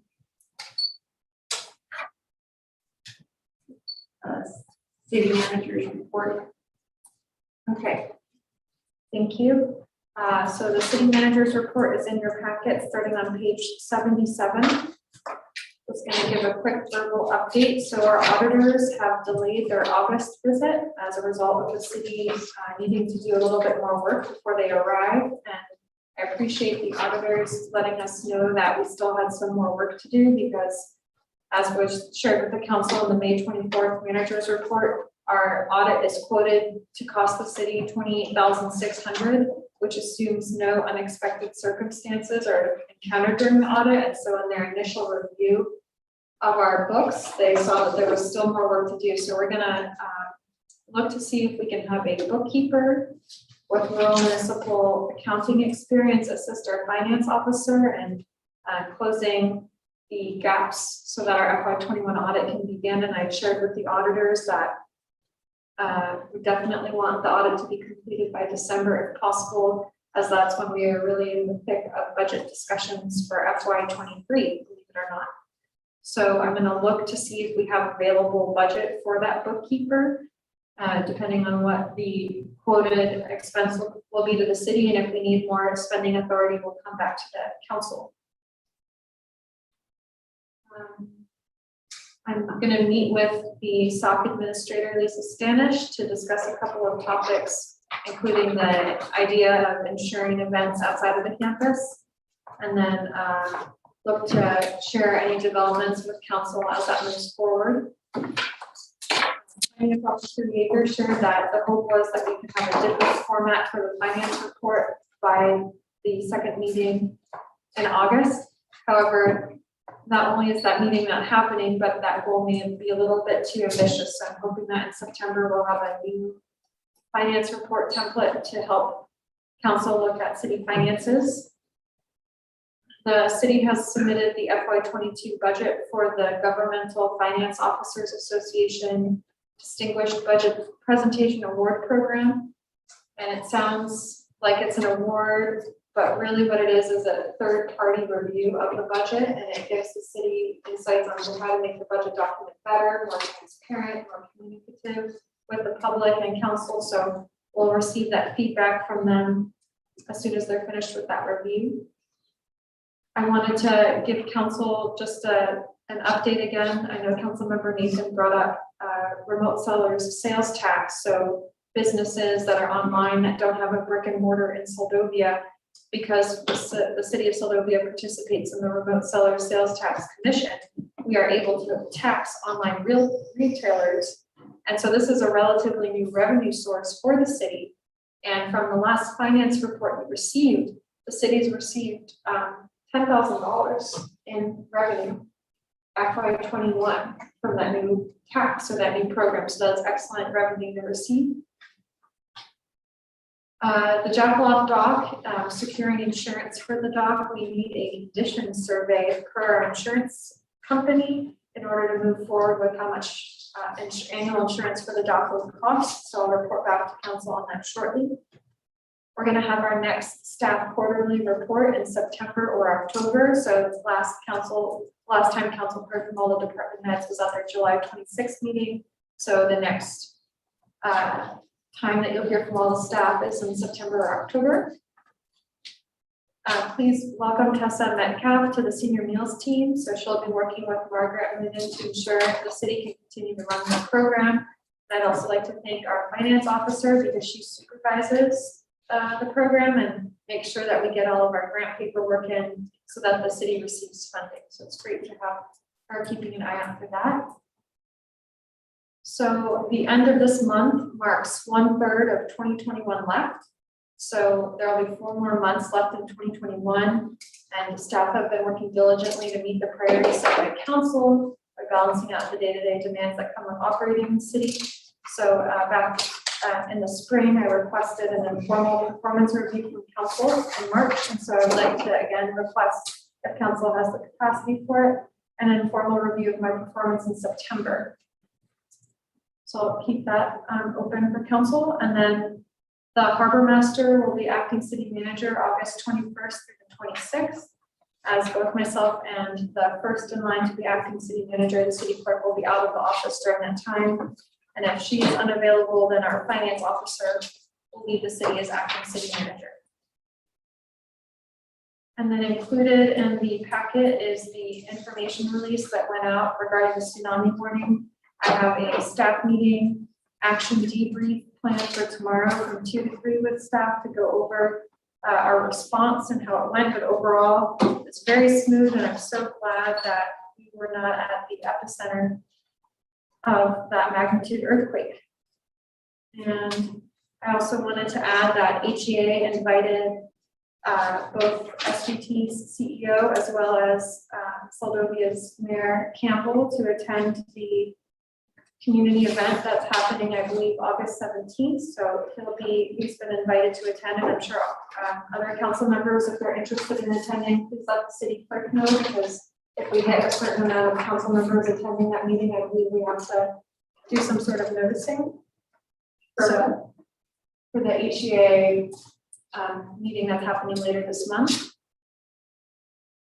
And then as a result of the phone outage situation and comments that I received from council, I'm going to contact, I'm not sure yet if it's GCI or ACS, but I don't think it's the obligation of the city to continue to reach out to the telecommunications companies. I feel like there should be a responsibility for them to inform us when there's interruptions in service.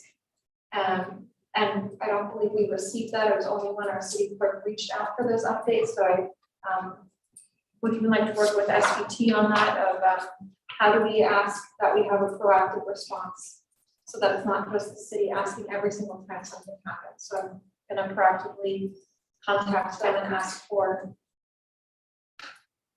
that, I don't know, common sense and business practices if you know there's an interruption in service. So that's all I have, and I'm here for questions from council. Anyone have questions? George?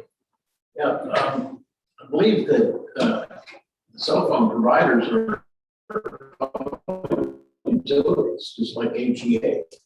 And they should be reporting to us directly, and if they don't, then rattling their cage, it's not out of the realm of the city government.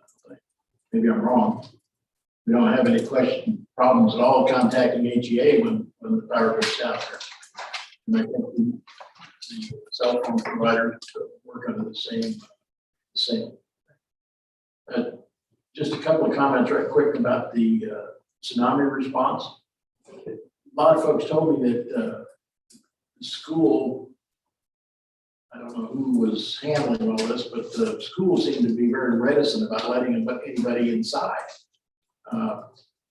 School's a designated spot. I think people should be able to get inside, and there should be some emergency supplies there. You know, if we ever do get hit by one of these things, we're going to need blankets and pillows and cots and all that stuff. The other thing is, one of the objections that was given out as reason to not let anybody in the school was no mask. Well, we could put a box of masks up there without any problem at all.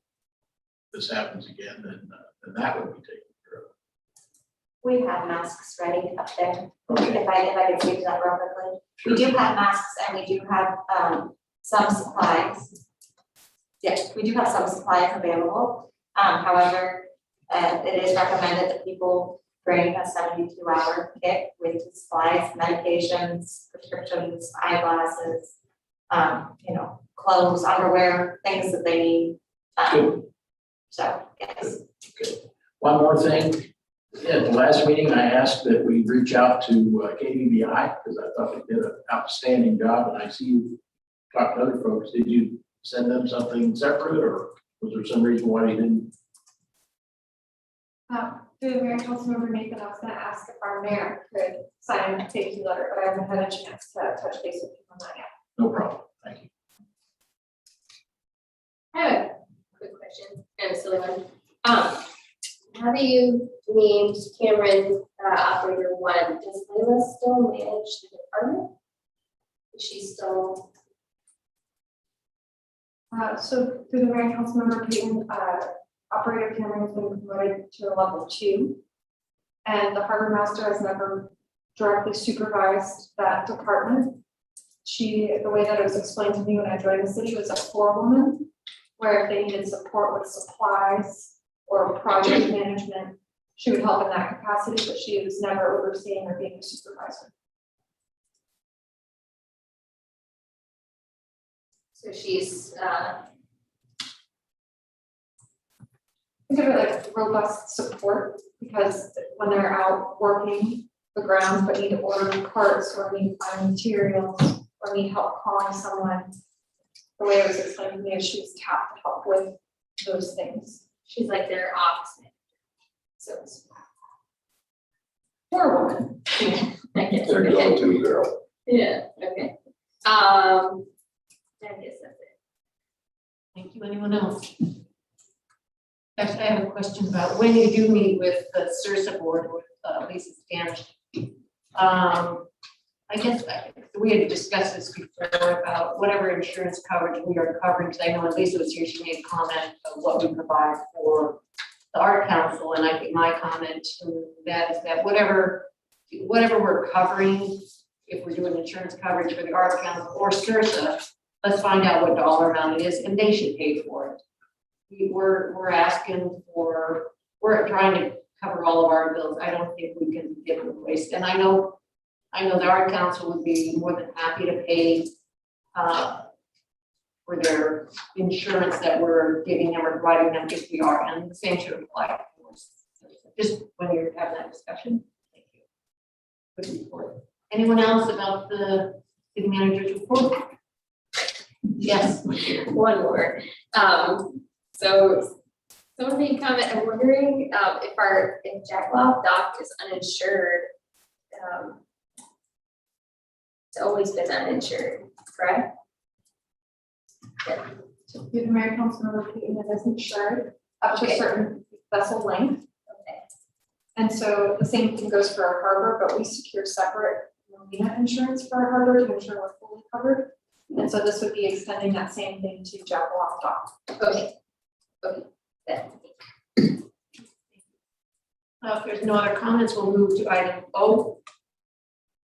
Information, items requiring action, 501, the regular council, city council meeting of August 23rd, 2021 will be canceled. 02, declaration of candidacy for the October 5th, 2021 local election began August 2nd, 2021, and will close August 16th, 2021 at 4 p.m. P, we have no executive session. Q, council and mayor comments concerning items not on the agenda. And further, Yeah, great meeting, good to see some public here. Thanks. thank you. My comments are, thank you everyone for keeping me on task tonight. And Ms. Payton.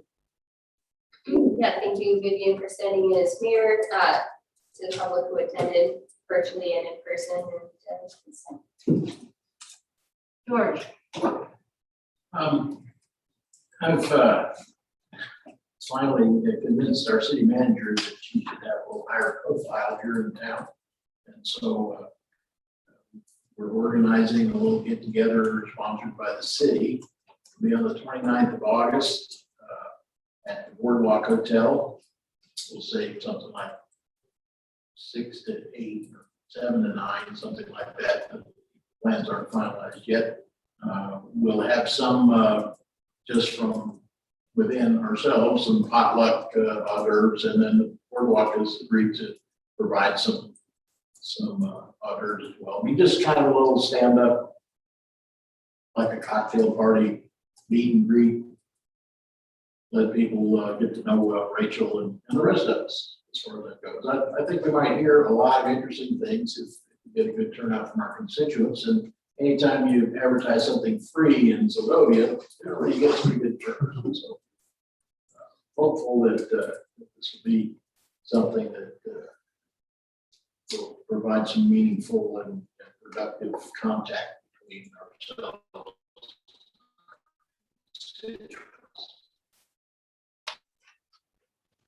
And aside from that, I think we hammered pretty hard tonight. We made some decent decisions. Hopefully we can get this all wrapped up at the special meeting Friday. John. Yeah, thank everybody in the public for showing up.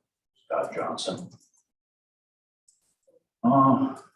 Really good meeting, like that arguing back and forth. And thank you, staff, for all your hard work. Can't do it without you. Thank you, John. Our next meeting will be, our next regular meeting will be September 13th, 2021 at 6 p.m. Motion to adjourn. Motion to adjourn. Thank you everyone for being with us tonight. Do we have a second? Do we have a second? Second. so it'll be like a Meeting adjourned. Meeting adjourned. Thank you very much. So